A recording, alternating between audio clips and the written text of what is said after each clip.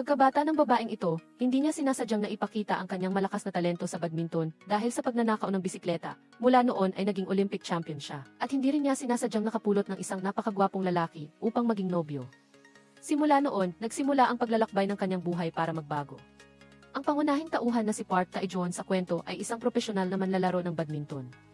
Sa panlabas, sumasali si Park Tae-joon sa kompetisyon para lang sa pera at para mapansin ng mga babae. Lagi siyang nangangarap na kumita ng maraming pera at makahanap ng isang magandang babae na maging kasintahan. Ngunit sa totoo lang, ang binatilyo na ito ay isang taong may pananampalataya at tapat. Ang kanyang pagganap sa isang doubles match ay ikinagulat ng lahat. Nasugatan ang kasamahan ni Park Tae-joon, ngunit pilit pa rin gustong lumaban. Alam ng coach na dati nang nasugatan ang litid ng kanyang kasamahan at kung pipilitin niyang lumaban, maaaring masira ang kanyang buong karera. Ngunit para manalo, umayag pa rin ang coach na lumaban siya. Hindi na kayanan ni Park Tae-joon na makita ang hinaharap ng kanyang kasamahan na masisira, kaya pinili niyang sumuko sa laban. Tinalikuran din niya ang ideya ng pananatili sa profesional na koponan at balak niyang magretiro ng tuluyan mula sa mundong ito. Hindi inaasahan ni Park Tae-joon na isang babae na malapit nang lumitaw ang ganap na magbabago sa kanyang kapalaran. Pinangalan ng Park Tae-yang ang babaeng ito, isang dating henyo sa badminton na nakatanggap ng maraming parangal. 3 taon na ang nakalilipas, nasangkot siya sa isang kontrobersya sa suhol kaya napilitan siyang umalis sa mundo ng badminton. Nang siya ay muling lumitaw, kinabahan ang mga profesional sa industriya, hindi nila maiwasang maalala ang nakakatakot na nakaraan kung kailan nangingibabaw pa si Park Tae-yang. Isang gabi, si Park Tae-joon, na nagpaplanong magretiro, ay nasa bar at umiinom kasama ang kanyang mga kaibigan. Nagkataon namang nakasalubong niya si Park Tae-yang at ang iba pang mga senior na umiinom din doon. Nang makita ni Park Tae-joon si Park Tae-yang, malinaw na nagbago ang kanyang mga mata. Si Park Tae-yang ay nakabalik at malapit nang maging kasamahan sa koponan. Karamihan sa mga taong ito ay hindi gaanong nakakakilala kay Park Tae-yang, narinig lamang ang kanyang reputasyon. Tinanong siya ng isang tao tungkol sa suhol at ang kanyang pag-alis sa industriya 3 taon na ang nakalipas. Naging awkward ang kapaligiran. Sumingit si Park Tae-joon upang pakalmahin ang sitwasyon. Sinabi niya na nasa magandang kondisyon siya, kaya gusto niyang imbitahan ang lahat na uminom. Ang isang ordinaryong tao na mahilig sa pera tulad niya ay naglabas ng sariling pera. Hindi ito madaling bagay. May isa pang kaganapan na susunod. Nakahinga ng maluwag si Park Tae-yang. Lihim siyang naghanap ng pagkakataon upang makipagkaibigan kay Senior Lee. Nagkaroon ng maraming pagsubok ang buhay ni Senior Lee matapos magretiro. Mula sa pambansang koponan, patungo sa profesional na koponan, at pagkatapos ay sa buhay may asawa. Nagpakasal siya, nanganak, at pagkatapos ay naghiwalay, nawala pa sa kanya ang karapatan sa kustodya ng anak. Si Senior Lee ang taong pinakakinamumuhian ang nangyari kay Park Tae-yang. Palagi niyang iniisip na ang kompetisyon sa sports ay tungkol lamang sa kakayahan, hindi sa pinagmulan. Kaya naman, napakalamig ngayon ni Senior Lee kay Park Tae-yang. Nakasalubong ni Park Tae-yang si Park Tae-joon sa daan. Siya ang unang lumapit para kausapin siya. Nagkunwari si Park Tae-joon na magkakilala sila ng husto, ngunit hindi talaga siya matandaan ni Park Tae-yang. Nasira man ang loob ni Park Tae-joon, binigyan pa rin niya si Park Tae-yang ng isang napaka-espesyal na raketa. Ang pangalan ng pelikula at ng raketang ito ay parehong may kaugnayan sa isang record. Ito ay ang Malaysian duo na sina Tan Boon Hyung at Lee Chong Wei. Noong Hulyo 2013, inimbitahan sila upang subukan ang bagong raketa ng UNES. Sa kanilang kamangha-manghang sumasabog na lakas, nagtakda sila ng record para sa bilis ng paglipad ng shuttlecock na 473 kilometro. Ang raketang ibinigay ni Park Tae-joon kay Park Tae-yang ay ang parehong modelong sinubukan ni Tan Boon Hyung noong taong iyon. Inamin ni Park Tae-joon na palagi niyang sinusundan ang bawat laban ni Park Tae-yang bago siya magretiro. Nahihinuha rin niya na nakapagtala si Park Tae-yang ng record sa bilis ng paghagis ng shuttlecock na 323 kilometro sa isang kompetisyon. Sa loob ng bansa, ang biglaang paglitaw ng tagahanga na ito ay nagpagaan ng kaunting komplikadong damdamin ni Park Tae-yang. Nang bumalik si Park Tae-yang sa bar, naramdaman niya na napakahirap intindihin. Si Park Tae-joon, na nangako na ililibre ang lahat, ay biglang naglaho. Bilang isang bagong miyembro, napilitan si Park Tae-yang na gamitin ang kanyang sariling pera para magbayad. Gusto niyang gamitin ito upang madagdagan ang pagmamahal ng lahat sa kanya. Sa huli, ang umasa sa isang matipid na tao, tulad ni Park Tae-joon na maging mapagbigay ay talagang hindi makatotohanan. Kinabukasan, dumating ang direktor ng UNIS Club para inspeksyonin ang sitwasyon sa trabaho. Ang kanyang saloobin sa koponan ng badminton ay masasabing medyo malamig. Hinila niya si Park Tae-yang at pinuri siya na mahusay siyang maglaro kamakailan. Sa oras na ito, hindi pa natatapos ni Park Tae-yang ang kanyang unang laban pagkatapos ng kanyang pagbabalik. Hindi siya nagpakita ng anumang pagmamayabang at agad na sinimulan ang masigasig na pagpuri sa direktor. Ang kanyang mga papuri ay nagdulot ng ilang wrinkles sa mukha ng direktor dahil sa pagtawa. Sa panlabas, napakabait ng direktor ngunit napakahigpit sa pribado. Tinawag niya si Coach Ju Sang-hyun para sa isang seryosong pag-usap. Maaga pa lang, tumawag na ang ace ng koponan na si Yok Joo-hwan sa direktor. Nagbigay siya ng kondisyon na kung gusto niyang manatili, kailangan nilang palitan ang coach. Si Yok Joo-hwan ay isang pambansang manlalaro at ang karamihan sa atensyon ng club ay dahil sa kanya. Kung aalis si Yok Joo-hwan, hindi lang si Coach Joo Sang-hyun ang magkakaproblema, kundi maging ang buong club ay mahihirapan. Walang magawa si Coach Joo Sang-hyun kundi makipagkasundo kay Yok Joo-hwan. Sa totoo lang, wala naman silang malaking hindi pagkakaunawaan na hindi kayang ayusin. Gusto lang ni Yok Joo-hwan na mas mag-focus sa pambansang koponan. Ayaw niyang araw-araw na pumupunta sa club para sundin ang utos ni Coach Joo Sang-hyun. Para sa direktor, kailangan lang niya ang reputasyon ni Yok Joo-hwan. Sa huli, nagkasundo rin ang lahat. Mula ngayon, malaya nang makakapili si Yok Joo-hwan kung aling pagsasanay at laban ang lalahukan niya para sa club. Habang papalabas, ang mayabang na si Yok Joo-hwan ay nakasalubong ang kanyang dating kakilala na si Park Ta-yang. Agad niyang hinablot ang earphone ni Park Ta-yang upang makipagtalo sa kanya tungkol sa mga nakaraang pangyayari. Pinuna ni Yok Joo-hwan si Park Ta-yang na hindi na siya dapat bumalik sa badminton. Nagbanta pa siya na ilalantad siya sa harap ng publiko. Si Park Ta-yang, na laging nagtitimpi, ay hindi na nakapagpigil ngayon. Tinadyakan niya sa likod si Yok Joo-hwan. Buti na lang at mahusay ang reaksyon ni Yok Joo-hwan kaya nakaiwas siya sa kapahamakan. Sa pagkakataong ito, binanggit ni Park Ta-yang ang pangalan ng isang tao. Hindi ko pakialam kung malantad ako. Ngunit iminumungkahi kong tanungin mo muna si Park Jun-young bago ka magpasya. Umaasa si ate na mananatiling lihim ang sikretong ito. Ano man ang mangyari, ang pag-atras ni Park Ta-yang 3 taon na ang nakalipas. Parang may lihim sa likod nito na hindi maaaring malaman ng sinuman. Nagbago ang kwento. Muling nagkita ang dalawang bida na tila itinadhana. Nagpunta si Park Ta-ejon sa isang badminton club malapit sa kanyang bahay para mag-apply bilang coach. Hindi niya inaasahan na nandoon din si Park Ta-yang. Ang may-ari ng club na si Park Man-soo ay ang ama ni Park Ta-yang. Inayos niya na maglaban sina Park Ta-yang at Park Ta-ejon. Kailangan nang manalo ni Park Ta-ejon ng 1 puntos para makapanatili. Biglang lumamig si Park Ta-yang at pinayagan si Park Ta-ejon na manalo ng madali. Para magpasalamat kay Park Ta-yang at dahil din sa kanyang sariling damdamin, inimbitahan niya itong kumain. Nang malaman ni Park Ta-ejon na si Park Ta-yang ang nagbayad kagabi, nagpumilit siyang ibalik ang pera sa kanya. Sa sandaling ito, ang mga salitang sinabi ni Park Ta-yang ay biglang nagpabilis ng tibok ng puso ni Park Ta-ejon. Hindi ko sinasadyang hayaan kang manalo. Nakilala kita. Ikaw ang lalaking muntik ko nang nakawin ang bisikleta noong bata pa tayo. Ang oras ay tila bumalik noong bata pa sila. Nang araw na iyon, naakit si Park Ta-yang sa isang bisikleta. Orihinal na gusto niyang nakawin ito, ngunit nahuli siya ng may-ari ng bisikleta, si Park Ta-ejon, sa akto. Sa harap ni Park Ta-yang, lumitaw ang isang lalaking kasing init ng munting araw. May pag-aalinlangan na iminungkahi ni Park Ta-ejon.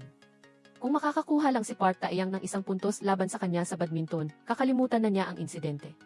Kahit na ito ang unang beses niyang maglaro ng badminton at walang nakuha si Park Ta-yang na puntos, ipinakita pa rin niya ang kanyang pambihirang talento.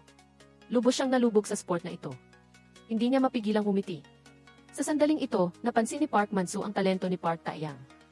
Habang nag-uusap, prangkang ibinunyag din ni Park Ta-yang kay Park Ta-ejon ang kanyang komplikadong background ng pamilya. Sa totoo lang, si Park Man-soo ay ang ama-amahan niya. Dati, nakatira lang siya sa nanay ni Park Man-soo. Nang ipakita ni Park Ta-yang ang kanyang talento, doon lang siya tinanggap ni Park Man-soo at nagsimulang seryosong sanain.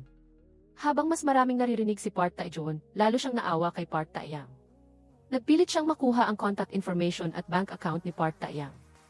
Balak niyang bayaran siya pabalik para sa inuman noong nakaraang gabi.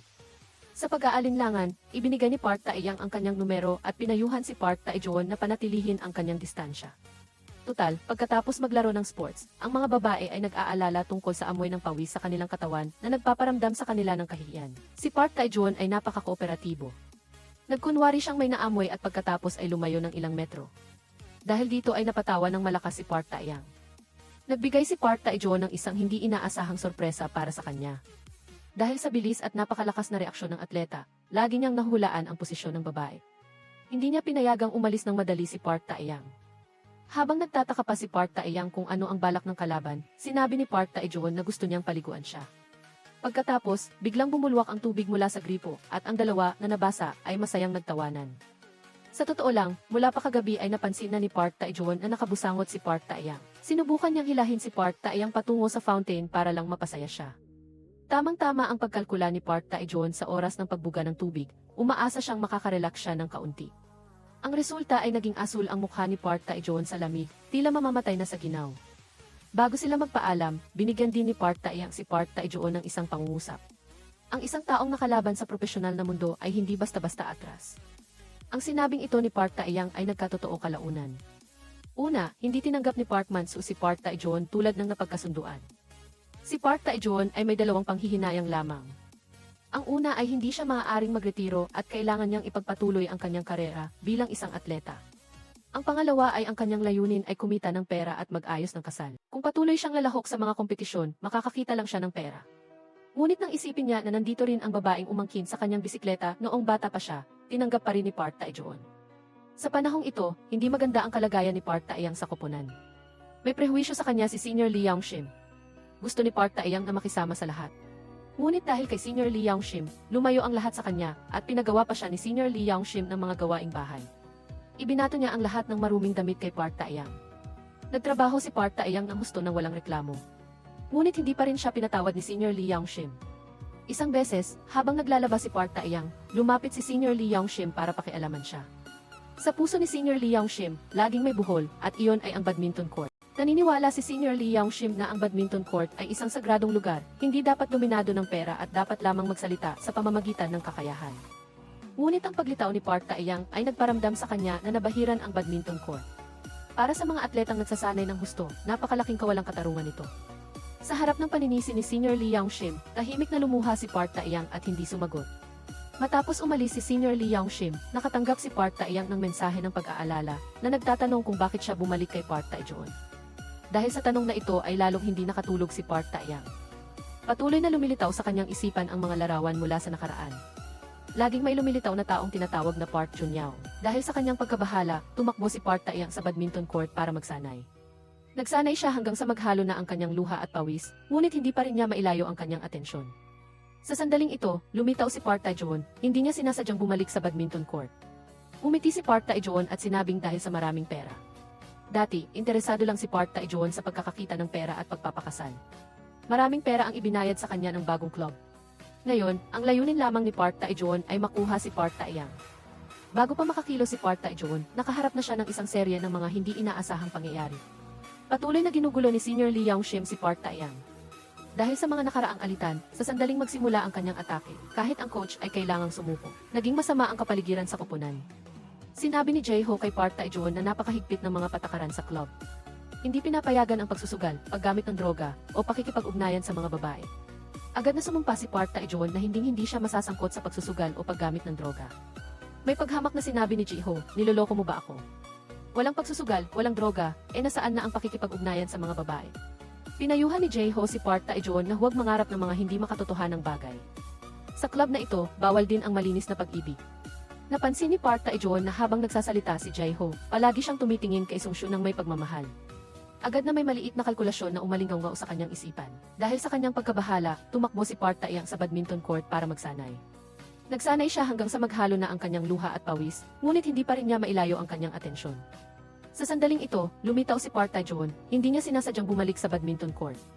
Umiti si Park Tae-joon at sinabing dahil sa maraming pera. Dati, interesado lang si Park Tae-joon sa pagkakakita ng pera at pagpapakasal. Maraming pera ang ibinayad sa kanya ng bagong club. Ngayon, ang layunin lamang ni Park Tae-joon ay makuha si Park Tae-yang. Bago pa makakilo si Park Tae-joon, nakaharap na siya ng isang serye ng mga hindi inaasahang pangyayari. Patuloy na ginugulo ni Senior Lee Young-shim si Park Tae-yang. Dahil sa mga nakaraang alitan, sa sandaling magsimula ang kanyang atake, kahit ang coach ay kailangan na ring sumuko. Naniniwala ang tusong coach na gusto ni Yok Joo-hwan na umalis dahil wala siyang nakukuhang benepisyo sa kanya.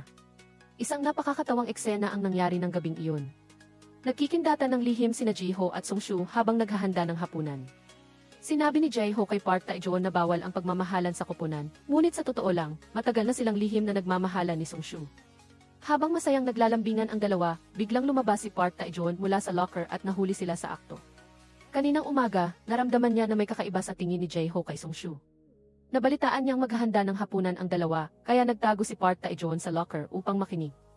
Kaya naman, kinailangan niyang magtago ng 2 oras. Ang kanyang pasensya ay lubos na nakatalo sa kakayahan ni Jae-ho na magtago ng sikreto. Ngayon ay hawak na ni Park Tae-joon ang ebidensya ng pag-ibigan ng dalawa. Agad na tumaas ang kanyang posisyon sa koponan. Sa oras ng pagkain, naging big bro siya ng koponan na tinatamasa ang espesyal na pag-aalaga ng mag-asawa. Dahil dito ay napanganga ang iba.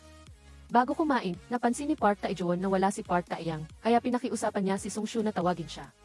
Dahil sa alitan ni Senior Lee Young-shim at Park Tae-yang, agad na pinigilan ni Senior Lee Young-shim si Park Tae-joon.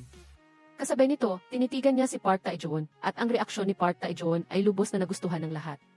Hindi niya pinansin si Senior Lee Young-shim tulad ng iba, ngunit direktang dinala ang pagkain upang hanapin si Park Tae-yang. Sa puntong ito, pinapanood ni Park Tae-yang ang isang video ng paglalaro ni Park Tae-joon. Lubos siyang namangha sa kanyang kakayahan. Sa kanyang notebook, puno ito ng pangalan ni Park Tae-joon at hindi niya sinasadyang nakaguhit ng puso. Pagkatapos niyang mapagtanto, nahihiya at nagagalit siya, kaya mabilis niyang binura ang puso. Sa puntong ito, narinig ni Park Tae-yang na tinatawag siya ni Park Tae-joon sa labas. Dumating si Park Tae-joon sa lugar na matagal nang pinapangarap ng maraming lalaking estudyante upang maghatid ng pagkain. Ito ang dormitoryo ng mga babae. Nakita ni Park Tae-yang na gusto niyang pumasok sa silid kainan upang kumain sila ng magkasama. Nagmamadali siyang pumasok sa silid at isinara ang laptop. Nakalimutan niyang nasa labas pa ang notebook na puno ng pangalan ni Park Tae-joon. Malinaw na napansin ni Park Tae-joon ang lahat ng ito, ngunit upang hindi mailagay sa awkward na sitwasyon si Park Tae-yang, kaya nagpasya siyang magpanggap na hindi niya nakita. Pagkatapos, naging mas interesante ang lahat. Hindi naramdaman ni Park Tae-yang na siya ay tinatanggap dahil walang gustong maglaro ng badminton kasama niya. Iminungkahi niyang magsanay ng mixed doubles kasama si Park Tae-joon. Ang pahayag na gusto kitang makamit ay nagpasaya kay Park Tae-joon. Ngunit sa kakaibang paraan, sa sandaling ito, hindi niya alam kung bakit tumanggi si Park Tae-joon. Isang pagkakataon upang maging mas malapit sa taong gusto niya. Kung ang unang episode ay tungkol sa labis na pagmamahal ni Park Tae-joon sa kanyang asawa, ang tema ng ikalawang episode ay naging aktibong paghabol ng asawa sa kanyang asawa. Sa panlabas, si Park Tae-joon ay nagpakita ng pagkairita, ngunit sa totoo lang, bago siya bumalik sa kanyang silid, inihayag niya ang kanyang tunay na kaligayahan. Palihim niyang kinuha ang notebook na punong-puno ng pangalan niya, at habang tinitingnan ito ay kinikilig siyang umiti. Laking pagtataka ni Park Tae-joon kung ano ang binura ni Park Tae-yang. Kinabukasan, muling pinuntahan ni Park Tae-yang si Park Tae-joon. Sinabi niya, pinag-isipan ko ng mabuti, dapat mo akong panagutan. Ang epekto ng pahayag na ito ay mas malakas pa kaysa sa naunang gusto kitang makuha. Dahil hindi na siya makakapaglaro ngayon, kailangan siyang panagutan ni Park Tae-joon. Ngunit sa huli, pinili pa ring tumanggi ni Park Tae-joon. Hindi si Park Tae-yang ang tipo ng babaeng madaling sumuko. Araw-araw, lumalabas siya mula sa mga kakaibang lugar na parang multo. Sa bawat paglabas niya, sinasabi niya, dapat mo akong panagutan. Minsan ay umarte si Park Tae-yang na parang si Linda Yu. Mahina niyang hinila ang manggas ni Park Tae-joon at mahinang nagtanong, talaga bang iiwanan mo lang ako ng ganyan? Minsan, labis na nainis si Park Tae-joon kaya nagpasya siyang biruin si Park Tae-yang. Gumawa siya ng kasinungalingan. Sinabi ni Park Tae-joon na matapos manalo sa doubles match, ang pinakamasayang bagay ay ang makipag-high five sa kanyang kasamahan. Ngunit si Park Tae-yang ay napakaliit at hindi niya kayang abutin ang kanyang kamay. Hindi sumuko si Park Tae-yang kaya tumindig siya at sumubo. Dahil dito, ang distansya sa pagitan nila ay naging napakalapit. Sa sandaling ito, ang tanging naririnig lamang ay ang mabilis na tibok ng kanilang mga puso. Sa sandaling ito, bahagyang hinaplos ni Park Tae-joon ang ulo ni Park Tae-yang. Napahiya si Park Tae-yang at mabilis na tumakas. Muling lumitaw ang kontentong ngiti sa mukha ni Park Tae-joon. Gayunpaman, kaagad nawala ang ngiti ni Park Tae-joon. Inamo ng senior na si Lee Yuri si Park Tae-yang. Bilang resulta, tinalo niya si Park Tae-yang sa score na 1-0 tandang bawas 2. Malubhang bumaba ang performance ni Park Tae-yang dahil sa matagal na panahong hindi siya nakapaglaro. Sumasakit ang ulo ni Park Tae-joon, hindi niya alam kung paano tutulungan si Park Tae-yang na makabalik sa dati niyang estado. Sa sandaling ito, bumalik ang isa pa niyang double partner na si Hyuk Jung-hwan. Nawalan siya ng control sa press conference. Dahil dito, siya ay nasuspinde sa paglalaro ng 1 buwan. Ang kwarto ni Hyuk Jung-hwan ay ang mismong kwarto na pinili ni Park Tae-joon dati. Parehong gwapo at malakas ang dalawang lalaki. Sa simula ay hindi sila magkasundo. Ngayon, para mag-agawan ng kwarto, nagbabatuhan sila ng kumot at unan. Para silang pelikulang bises na maaaring gawin anumang oras. Nang gabing iyon, dahil gustong maghiganti ni Hyuk Jung-hwan, sinadya niyang sipain si Park Tae-joon na natutulog sa sahig. Sinabi pa niyang kailangan niyang umihi kada 1-0 minuto. Hindi na nakapagpigil si Park Tae-joon at sumigaw, kung may sakit ka sa bato, lakasan mo ang loob mong magpagamot. Sa galit ni Hyuk Jung-hwan, muntik na siyang umihi kay Park Tae-joon. Kinaumagahan, tinapos ni Park Tae-joon ang pakikipagtalo kay Hyuk Jung-hwan. Sa halip, nagsimula siyang mag-alala kay Park Tae-yang. Naloko si Park Tae-yang ng kanyang kasamahan na kailangan niyang tumakbo sa isang marathon. Bobo si Park Tae-yang na nag-iisang naghintay sa itinakdang lugar. Nang malaman ang nangyari, mabilis na tumawag si Park Tae-joon upang sabihin kay Park Tae-yang ang katotohanan. Labis na nabalisa si Park Tae-joon nang makita niyang itinataboy ang taong mahal niya. Hindi niya maintindihan kung bakit hindi ipinaliwanag ni Park Tae-yang ang katotohanan tungkol sa nakaraan sa lahat. Nakilala ni Park Tae-joon si Park Tae-yang sa isang bar. Aksidente niyang narinig si Park Tae-yang na nakikipag-usap sa kanyang sarili. Sana may pera akong pangsuhol. Hayaan mo na, aarte na lang ako bilang mayaman na babae gaya ng pagkakaintindi ng lahat. Sa kabilang banda, hindi natalo si Park Tae-yang sa malisyosong pagtutulak ng buhay. Kahit na niloko, tumakbo pa rin siya mag-isa hanggang matapos ang marathon na hindi naman talaga umiiral. Habang tumatakbo, naalala ni Park Tae-yang ang nakaraang alaala. Naalala niya na sina Park Jun-young at Yok Jung-hwan ay magkapareha noon. Tinulungan sila ni Park Tae-yang na itago ang kanilang relasyon. Noon, napakaganda ng relasyon ng tatlo. Nagtapos ang lumang kwento habang lumulubog ang araw. Hindi sinabi ni Park Tae-yang sa coach ang tungkol sa panloloko sa kanya para tumakbo sa marathon. Bilang resulta, dahil sa pagliban niya sa practice, pinatawan ng parusa si Park Tae-yang ng pagtakbo sa umaga. At kailangan pa rin siyang tumakbo sa gabi. Nakita ni Park Tae-joon ang lahat at labis siyang nasaktan. Pinuntahan niya si Park Tae-yang at tinanong kung bakit palagi siyang nag-iisa. Nagtitiis ng napakaraming hirap at pagdurusa. Hindi sinabi ni Park Tae-yang ang tungkol sa panloloko sa kanya ngayon. Hindi rin niya ipinaliwanag ang tungkol sa nakaraang panloloko. Sobrang sensitibo ang pakiramdam ni Park Tae-yang sa oras na iyon. Nangako siya kay Park Tae-joon na hindi na siya gagambala. Kasabay nito, hiniling niya kay Park Tae-joon na lumayo rin sa kanya ng kaunti. Bago sila magpaalam, matagal siyang nag-alinlangan. Sa huli, sinabi pa rin niya ang totoo niyang nararamdaman na matagal na niyang kinikimkim. Sa totoo lang, hindi lang basta pinili ni Park Tae-yang si Park Tae-joon bilang kapareha dahil sa pagmamadali. Sa halip, dahil marami siyang pinanood na video ni Park Tae-joon at naramdaman niyang napakahusay nito. Hindi lang namamalaya ni Park Tae-joon ang kanyang talento. Kaya naman, napakababa ng kanyang performance. Kaya naman gusto ni Park Tae-yang na makasama si Park Tae-joon upang hikayatin at suportahan siyang muling matuklasan ang kanyang nakabaon na talento. Lubos na natahimik si Park Tae-joon nang marinig ang mga salitang ito. Kinaumagahan, nang marinig niyang nagkasakit si Park Tae-yang, agad siyang tumakbo sa klinik. Nakatulog na si Park Tae-yang at stable ang kanyang paghinga. Hindi maiwasang maalala ni Park Tae-joon ang usapan nila kagabi habang tinitingnan siya. Naalala rin niya ang nangyari matagal na ang nakalipas. Ang ate ni Park Tae-joon na si Park Jun-young ay dating world-class athlete. Tuwing nananalo si Park Jun-young, nagsasaya at nagbubuni ang kanyang mga magulang at kapitbahay. Tinawag pa nga nila ang kanyang ate na anak ng Korea. Sa totoo lang, si Park Tae-joon ay napakalakas din, ngunit tuwing nananalo siya ng gintong medalya sa isang maliit na kompetisyon, pakiramdam niya ay hindi ito karapat-dapat ipagmalaki. Matagal na siyang nabuhay sa ilalim ng anino ng kasikatan ni Park Jun-young. Nasasanay na si Park Tae-joon na maliitin ang kanyang sariling talento. Palagi niyang nararamdaman na anuman ang gawin niya, hindi siya makapapantay kay Park Jun-young. Habang nalulunod si Park Tae-joon sa malungkot na alaala, nakatanggap ng masakit na tawag sa telepono ang pinakabatang miyembro ng koponan na si Oh Son-soo. Namatay ang kanyang pinakarespetadong coach noong high school. Nang marinig ni Yok Jung-hwan ang dahilan ng pagliban ni Son-soo, tahimik siyang sumunod. Bata pa si Son-soo kaya marahil ay walang siyang angkop na suite sa bahay. Bukod pa rito, taga-ibang probinsya siya. Hindi na siya aabot pa kung uwi siya para magpalit ng damit. Kaya ipinahiram ni Yok Jung-hwan kay Oh Son-soo ang kanyang damit. Sa karaniwan, mukhang mayabang si Yok Jung-hwan. Ngunit sa totoo lang, may malambing din siyang bahagi. Naalala pa niya ang tanging pagkakataon na nabanggit ni Oh Son-soo ang kanyang yumaong coach. Nang sinubukan ni Yok Jung-hwan na aliwin si Oh Son-soo na umiiyak, nakita ito ni Lee Yu-min ang kabaitan ni Yok Jung-hwan ay nagpangiti ng mahina kay Lee Yu-min sa sandaling ito, nagising si Park Tae-yang. Nakita niya si Park Tae-joon na nagpapanggap na tulog. Dali-dali siyang umalis. Nang humabol si Park Tae-joon sa gymnasium, nakita niya si Park Tae-yang na nakaupo sa sahig at umiiyak. Upang maibalik ang sigla ni Park Tae-yang, sumigaw si Park Tae-joon na parang isang mapanuksong estudyante sa high school. Tingnan mo, umiiyak si Park Tae-yang at tumutulo ang sipon niya. Galit na galit si Park Tae-yang na gusto niyang manakit. Hinabol niya si Park Tae-joon sa buong sports field. Binigyan ni Park Tae-joon si Park Tae-yang ng bagong dosis ng adrenaline. Umaasa siyang magiging magkapareha sila. Dati, hindi nakipagtambalan si Park Tae-joon kay Park Tae-yang dahil gusto niyang makahanap si Park Tae-yang ng mas malakas na kasama para mas mabilis na umunlad. Ngayon, nagpa siya si Park Tae-joon na sundin ang kagustuhan ni Park Tae-yang.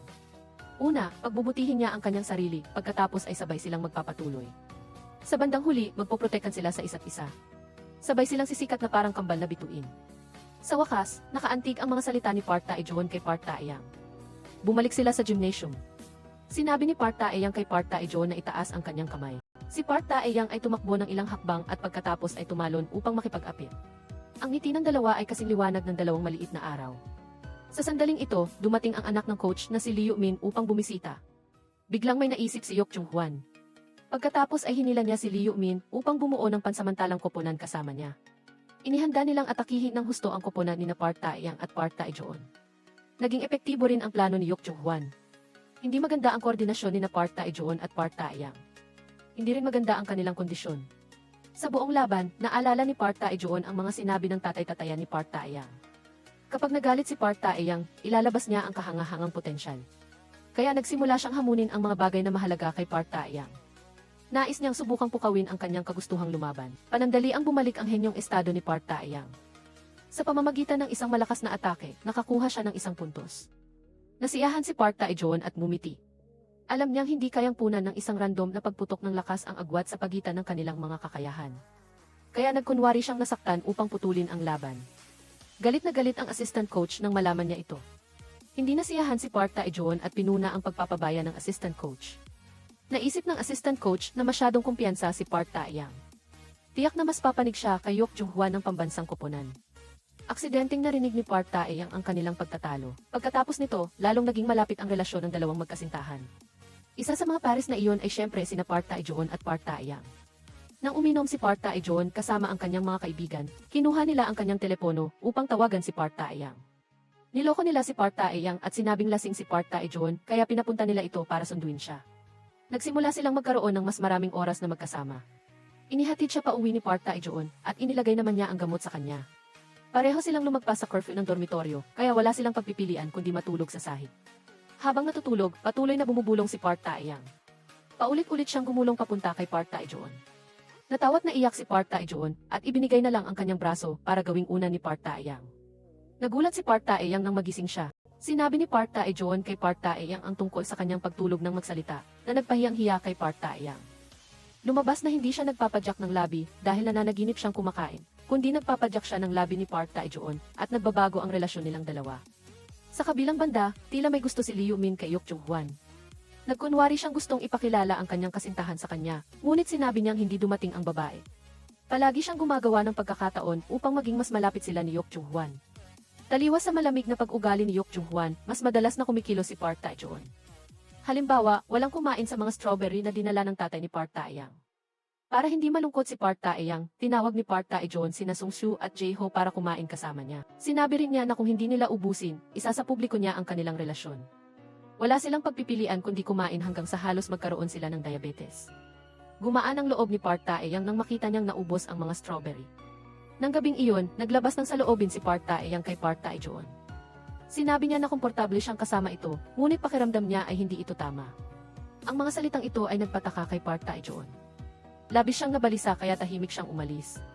Nagbago ang eksena, hindi sinasadyang nakita ni Park Tae-yang si Yok Jung-hwan sa kanyang bayan. Ang tatay ni Yok Jung-hwan ay ang lokal na Abalon Taekwoon. Nag-organisa siya ng paligsahan sa badminton upang ipromote ang kanyang anak. Karaniwan, hindi kinikilala ang paligsahang ito sa mundo ng badminton, kaya hindi gaanong marami ang dumadalo. Ang mga reserbang manlalaro lamang ang ipinadala. Nagharap sina Yok Jung-hwan at Park Tae-yang. Pareho silang hindi nagkakasundo. Ilang taon na ang nakalipas, nasaktan si Yok Jung-hwan ni Park Tae-yang. Pagkatapos noon, nakipaghiwalay siya kay Park Jun-young at nawalan ng komunikasyon. Labis niyang kinamumuhian si Park Tae-yang. Nalulungkot din si Park Tae-yang sa pagpuna ni Yok Jung-hwan. Malungkot na umalis si Park Tae-yang. Naalala niya ang masayang panahon kasama si Park Jun-young noong nakaraan. Noon ay napakalapit nila, ngunit ngayon ay naging estranghero sila. Wala nang komunikasyon sa isa't isa. Sa kanyang pinakamababang punto, nakilala ni Park Tae-yang si Park Tae-joon. Hindi masyadong maganda ang relasyon ni na Park Tae-joon at Yok Jung-hwan. Nagpasya na sana si Park Tae-joon na hindi sumali sa kompetisyon. Ngunit para hindi iwanan si Park Tae-yang na nag-iisa, bumalik pa rin siya. Sa sandaling iyon, ibinaon ni Park Tae-yang ang kanyang ulo sa dibdib ni Park Tae-joon. Ang luha at sama ng loob ay sabay na lumabas habang umiiyak siya. Nananabik si Park Tae-yang na manalo. Gusto niyang makabalik sa pinakamamahal niyang entablado. Nagpasya si Park Tae-joon na tulungan si Park Tae-yang na manalo. Maingat niyang tinanggal ang bagong sapatos na hindi komportable kay Park Tae-yang. Siya mismo ang tumulong sa kanya na paluwagin ang sapatos. Ginawa ni Park Tae-joon ang kanyang pagpapatawa upang paulit-ulit na patawanin si Park Tae-yang.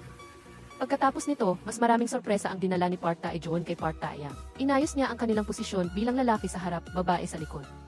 Ito ay upang isaalang-alang ang bentahe ng paningin dahil sa taas at ang mas malaking pisikal na lakas ng kalalakihan. Habang sa karaniwan, kapag naglalaro ng mixed doubles, ang babaeng manlalaro ang nasa harap. Ang pagbabagong ito sa taktika ay hindi lamang pansamantalang interes ni Park Tae-joon. Ang sunod-sunod na panalo pagkatapos ay nagpahanga sa lahat. Sa mga kompetisyong inorganisa ng mayayaman tulad nito, ang gintong nilalaman ng national champion ay medyo mababa. Ngunit ang mga premyo ay napakayaman. Ang lahat ng dumating upang lumahok ay mga nakatagong eksperto na may kakayahan. Sa tulong ni Park Tae-joon, matagumpay na nakapasok si Park Tae-yang sa quarterfinals. Paulit-ulit na ipinagpaliban ni Lim Ejo at ng assistant coach ang pag-check out. Inakala nilang matatanggal kaagad ang koponan ni Park Tae-joon sa elimination round. Sino ang mag-aakala na ang kanilang chemistry ay magpapamangha sa lahat? Ang anak ni Lim Ejo na si Lee Yoo-min ay lumahok din sa kompetisyon. Nakapasok din siya sa quarterfinals. Ang babaeng ito na walang malay ay hindi dapat gumalaw kay Park Tae-yang. Bilang resulta, ginamit ni Park Tae-yang ang kanyang handshake move upang pamamagain ang palad ni Lee Yoo-min nang umalis si Park Tae-yang. Saka palang naglakas loob si Lee Yoo-min na umiyak ng malakas. Hindi nagtagal, nagkaharap ang koponan ni Park Tae-yang at Lee Yoo-min. Dapat sana ay isang matinding laban ito, ngunit nagdulot ito ng pagnanais na umibig sa mga nanonood. Naapektuhan ang performance ni Park Tae-yang dahil sa sobrang paggamit ng kanyang bukong-bukong. Halos siya lang mag-isa ang bumuno sa buong laro si Park Tae-joon. Ipinakita niya ang kanyang kahangahangang lakas. Sa huli, kulang na lang ng 3 puntos para manalo. Nanalo si Park Tae-joon ng 2 puntos na sunod-sunod na parang sinapian. Sa huli, naubusan na rin siya ng lakas. Sinubukan ni Park Tae-yang na tumulong. Sayang lang at naapektuhan siya ng kanyang nasugatang bukong-bukong. Kaya natalo pa rin sila sa laban na ito. Ang tanging dapat ipagdiwang ay hindi masyadong malubha ang pinsala sa bukong-bukong ni Park Tae-yang. Hindi ito magdudulot ng pangmatagalang epekto sa kanyang karera sa hinaharap. Nag-alala si Park Tae-joon na sisihin ni Park Tae-yang ang kanyang sarili kaya espesyal siyang dumalaw dito. Hindi niya inaasahan na mahuhuli niya si Park Tae-yang na nagpapalit ng damit. Ang 4 nilang mata na nagtitigan ay nagdulot ng labis na awkwardness. Sa sandaling ito, nagsimulang makipag-ugnayan si Yok Joo-hwan sa coach ng koponan ni Jungmin. Nais niyang subukang kumbinsihin ito na kunin si Park Tae-yang. Ayaw na talaga niyang makita si Park Tae-yang. Nakita ni Jungmin mula sa malayo ang palihim na kilos ni Yok Joo-hwan at ng coach. Matapos umalis ang coach, sinadya niyang lapitan si Yok Joo-hwan. Nagtataka siya kung ano ang pinag-usapan nilang dalawa. Hiniling din niya kay Yok Joo-hwan na ihatid siya sa Seoul. Napansin ni Yok Joo-hwan na may gusto sa kanya si Jungmin, ngunit malamig niya itong tinanggihan, at sinabi pa niya na hindi siya nagkukulang ng kasintahan. Dahil dito, labis na nagalit si Jungmin pagdating niya sa Seoul, galit siyang sinira ang kotse ni Yok Joo-hwan. Nang kumalma siya, na-realize niyang malaki ang nagawa niyang gulo. Kaya dali-dali siyang umalis sa pinangyarihan. Nang makita ni Yok Joo-hwan ang eksenang ito sa dashcam ng kotse, nagalit at natawa siya. Nang gabing iyon, pinuntahan ng amang-amahan ni Park Tae-yang na si Man Soo si Ae Hif-do para uminom. Pareho silang kababayan at dating naglalaro ng badminton. Nakalulungkot, magkaiba ang kanilang kapalaran, kaya magkaiba rin ang kanilang sitwasyon ngayon. Dumating si Man Soo kay Ae Hif-do sa pagkakataong ito upang makipag-usap tungkol sa paglipat ng kanyang anak sa ibang koponan. Ipinangako ni Coach Somang na seryosong sasanayin si Park Tae-yang. Nang maisip ang sitwasyon ni Park Tae-yang sa koponan ni Ae Hif-do, agad na pumayag si Man Soo nang walang pag-aalinlangan. Sa totoo lang, nagkaroon din ng intensyon si Ae Hif-do na sanayin si Park Tae-yang. Ngunit hindi niya inaasahan na si Park Tae-yang ay malapit ng agawin. Patuloy silang nagtalo. Sa huli, nauwi lang ito sa pagtatalo. Hindi nagtagal, nalaman din ni Park Tae-yang na gusto siyang ilipat ng kanyang ama sa ibang koponan. Para sa kanya, tila walang problema. Ang hindi pagkapanalo sa kampyonato sa kamakailang kompetisyon ay nakasira sa kagustuhang lumaban ni Park Tae-yang. Nang malaman ito ni Park Tae-joon, kaagad siyang nagselos. Ang kanyang panloob na monologo ay halos ganito. Gusto mong maging kampyon, matutulungan kitang manalo. Pero ang pag-alis mo ay kawalang responsibilidad sa akin. Yevi, tunay na hindi katapat. Kahit ganito ang iniisip niya. Ngunit sa huli, wala pa ring sinabi si Park Tae-joon at galit na lang na umalis. Kinaumagahan, biglang may naisip si Park Tae-yang. Bakit biglang sumali ang koponan ni Lee Yoo-min sa pag-agaw ng manlalaro? Nagsimulang maghinala si Park Tae-yang. Nasa likod ng kwentong ito ang anino ni Yok Joo-hwan. Nang usisain niya, natuklasan nga niya. Lihim na minamanipula ni Yok Joo-hwan ang mga pangyayari. Masakit pa rin magsalita si Yok Joo-hwan gaya ng dati. Hindi mahirap marinig sa kanyang mga salita. Ang dahilan kung bakit niya ginawa ito ay dahil ayaw niyang makita si Park Tae-yang. Kinutya pa niya si Park Tae-yang. Noong nakaraang taon, para lang umangat sa posisyon, nagawa niyang tapakan ang kanyang kasamahan. Hindi na nakapagpigil si Park Tae-joon. Nagsimula siyang paulit-ulit na hampasin si Yok Joo-hwan ng shuttlecock. Tila gusto niyang hamunin si Yok Joo-hwan sa labas. Para silang magsasagawa ng isang totoong labanan. Sobrang tensyonado ang kapaligiran sa pagitan ng dalawa na para bang sasabog na. Binalaan ni Yok Joo-hwan si Park Tae-joon na huwag makialam sa mga bagay na hindi niya problema dahil lang sa isang babae. Sumagot si Park Tae-joon na hindi ba't si Yok Joo-hwan din ang nagdulot ng gulo kay Park Tae-yang dahil sa kanyang ex-girlfriend. Sa huli, nagkasuntukan na silang dalawa. Mabuti na lang at dumating kaagad ang assistant coach para mapigilan ang paglala ng sitwasyon. Noong gabing iyon, niyaya ni Yok Joo-hwan si Lee Yoo-min na lumabas. Bukod sa sinabi niyang gusto niyang ilibre siya nito ng hapunan bilang bayad sa pagkumpuni ng kotse, ang totoo ay nalulungkot siya. Dagdag pa sa sama ng loob na nararamdaman niya, gusto niyang makasama ang isang tao. Matalino si Lee Yoo-min, agad niyang nakita ang tunay na intensyon ni Yok Jung-hwan. Noong gabing iyon, tahimik siyang nakinig sa pagdadabog ni Yok Jung-hwan. Si Lee Yoo-min ang naging pinakamahusay na tagapakinig. Hindi makatiis si Park Tae-joon na paalisin si Park Tae-yang. Ngunit ayaw din niyang manatili pa si Park Tae-yang sa koponan para masaktan. Kaya sa huli, pinili niyang huwag nang pigilan ito. Ngunit mas direkta niyang ipinahayag ang kanyang damdamin. Ito ay isang sorpresang halik. Ang halik ni Park Tae-joon ay nagpahanga kay Park Tae-yang. Binigyan siya ni Park Tae-joon ng isang araw para pag-isipan ng mabuti ang kanilang relasyon. Gustong-gusto ni Park Tae-yang na pumayag. May nararamdaman din siya para kay Park Tae-joon. Pagka-uwi niya, nakasulat na siya ng kalahati ng isang love letter. Ngunit nang maisip niya na malapit na siyang lumipat ng koponan at marami pang hindi natatapos na bagay, nag-alala siya na magiging hadlang siya kay Park Tae-joon. Sa huli, nagpa siya pa rin siyang bumitaw. Malungkot si Park Tae-joon sa loob ngunit hindi niya masabi. Araw-araw, negatibo at tamad siya. Ang kanyang pusong sawi ay nakasulat sa kanyang mukha. Hindi na matiis ng coach si Park Tae-joon kaya't direkta niya itong binigyan ng isang body slam. Nais niyang gamitin ito para magising si Park Tae-joon.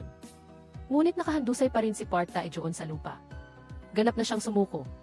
Ang desisyon ni Park Tae-yang na lumipat ng koponan ay isang tiyak na bagay na.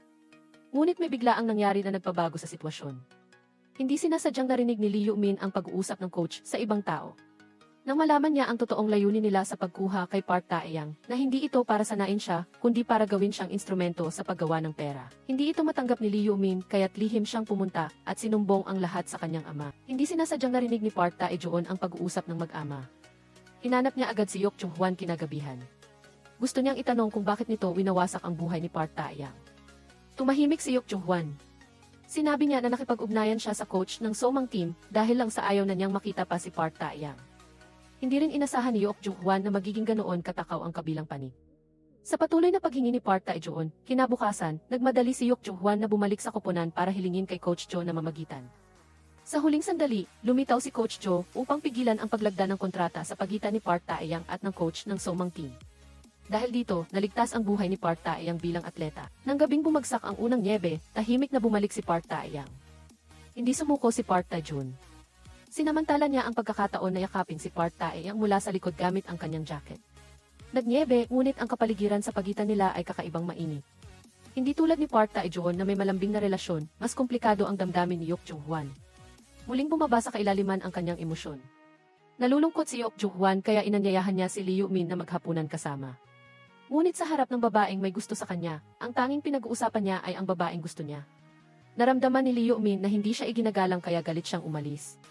Matagal nang lumayo si Park Jun-young kay Yok Jung-hwan. Nahirapan si Yok Jung-hwan na muling makabalik sa dating sigla, ngunit agad itong nawala.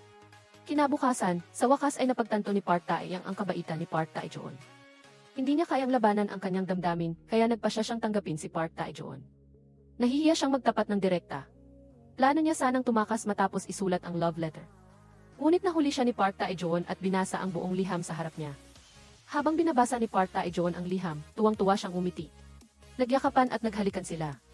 Matapos lampasan ang napakaraming pagsubok, sa wakas ay nagsimula na silang magkarelasyon. Walang hadlang si Park Tae-yang sa kanyang pagbabalik tulad ng inaasahan. Walang sinuman ang sumisi sa kanyang pagtataksil. Maging ang mukha ni Lee Young-shim ay lubos na bumaba ang galit. Narinig ni Lee Young-shim mula kay Yok Jung-hwan ang dahilan kung bakit umatras si Park Tae-yang noon. Hindi ito dahil sa suhol kundi sa ibang dahilan. Nang maresolba na ang pagkakamali, natural lang na hindi na kailangang magalit kay Park Tae-yang. Hindi inasahan ni Park Tae-yang na mas tatanggapin siya ng grupo sa kanyang pagbabalik. Habang umuusad ang relasyon ni Park Tae-yang at Park Tae-joon, biglang nakilala ni Park Tae-yang ang kasamahan ni Yok Jung-hwan na si Hai Thi-bong. Narinig ni Park Tae-joon ang pag-uusap ng dalawa. Ngayon lang niya nalaman na si Park Tae-yang ay may napakalapit na relasyon kay Park Jun-young bago siya nagtago. Medyo kakaiba ang ekspresyon ni Park Tae-joon na tila may iniisip siya. Kalaunan, nagkaroon ng insidenteng nakaapekto sa buong koponan. Si Park Tae-yang lamang na may malakas na pangangatawan ang maswerte't nakaligtas. Nagka-food poisoning ang buong koponan dahil sa pagkain ng hamburger. Dahil dito, nakita ang diskriminasyon. Ang mga pambansang manlalaro ay may sariling silid. Ang iba ay sa pasilyo lang pwedeng humiga. Si Park Tae-joon, para makasama si Park Tae-yang, ay tumakas agad pagkabuti niya ng kaunti. Ipinagwalang bahala niya ang lahat at nagpalipas pa ng gabi sa dormitoryo ni Park Tae-yang. Gusto niyang patunayan na siya ay taong may isang salita. Sinabi ni Park Tae-joon na wala siyang gagawin kay Park Tae-yang, at totoo nga, wala siyang ginawa. Nakaramdam si Park Tae-yang ng hindi inaasahang kaligayahan dahil dito. Hindi, sa halip ay lubos na nasiyahan. Lubos niyang pinuri ang pagiging tapat sa pangako ni Park Tae-joon. Kinabukasan, sunod-sunod nang bumalik ang mga miyembro. Para hindi mahalata, umakyat si Park Tae-joon sa bintana para makatakas. Nakatayo siya sa ibaba at masiglang kinakawayan si Park Tae-yang. Matapos magkasama ng isang gabi at tumakas sa bintana, naramdaman ng magkasintahan na ang bawat karanasan ay interesante at bago.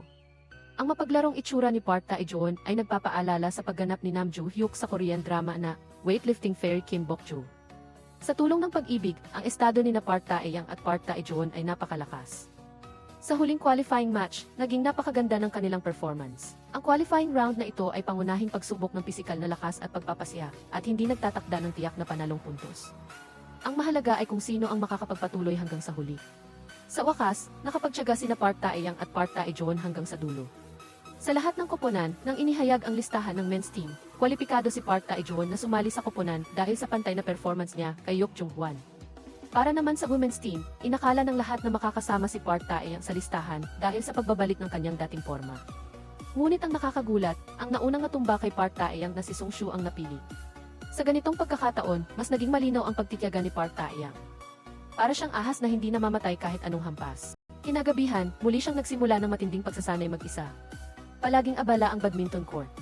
Nakonsensya si Yok Jung-hwan dahil sa pagiging bastos niya kay Lee Yoo-min noong nakaraan. Kaya naman, siya ang nagkusa na makipagkita sa kanya. Hindi nagtanim ng sama ng loob si Lee Yoo-min nang makita niyang yumuko si Yok Jung-hwan upang humingi ng tawad, hinila niya ito upang magbasa ng tarot. Ipinakita ng tarot na may kapalaran silang magpakasal. Bago pa man makapagdiwang, nakilala si Yok Jung-hwan ng mga tagahanga. Ang karaniwang malamig na si Yok Jung-hwan ay tinanggal ang kanyang jacket at ipinasa kay Lee Yoo-min, sinubukan niyang pigilan itong makilala upang maiwasan ang gulo. Ipinagtanggol ni Yok Jung-hwan si Lee Yoo-min papasok sa kotse. Ang tibok ng puso ni Lee Yoo-min ay napakabilis na tila tinamaan ng 3 bala. Lubos siyang nalulula sa karisma ni Yok Jung-hwan. Sa sasakyan, sinadya niyang hawakan ang kamay ni Yok Jung-hwan. Nagkunwari pa siyang aksidenteng nagsabi ng T.O. Paano nangyari iyon? Halo galit at natawa si Yok Jung-hwan. Sa huli, hindi na niya napigilan at hinawakan ang kamay ni Lee Yoo-min sa mga araw na ito, marami siyang napag-isipan. Sa wakas, nakawala na siya sa nakaraang relasyon at nagbukas ng puso para tanggapin ang masiglang si Lee Yoo-min sa sandaling ito, hindi pa malinaw ang kanilang relasyon. Ngunit namumula na ang mukha ni Lee Yoo-min at bumibilis ang tibok ng kanyang puso, hindi na niya makontrol ang kanyang emosyon. Sa kabilang banda, pagkatapos maging abala sa badminton court, nagsimulang maglinis si Park Tae-yang. Inimbitahan niya si Park Tae-joon na samahan siya sa dalampasigan upang kumain ng seafood para aliwin siya. Hindi nagtanong ng marami si Park Tae-joon at sumunod lang sa direksyon ni Park Tae-yang. Nagmaneho sila ng 3 oras papunta sa tabing dagat. Dito nalaman ni Park Tae-joon ang ginawa ni Park Tae-yang sa 3 taon ng kanyang pagtatago. Lumalabas na nagtatago siya sa isang tindahan ng seafood at naglilinis ng isda. Labis na natuwa sina Park Tae-yang at ang may-ari ng tindahan sa muling pagkikita pagkatapos ng matagal na panahon. Matapos ang isang busog na kainan at inuman, nawala na ang pagkadismaya ni Park Tae-yang sa hindi pagkakapili. Nagpakatotoo si Park Tae-yang kay Park Tae-joon. Naranasan na niya ang pinakamasamang 3 taon. Ang mga paghihirap ngayon ay hindi na problema para sa kanya.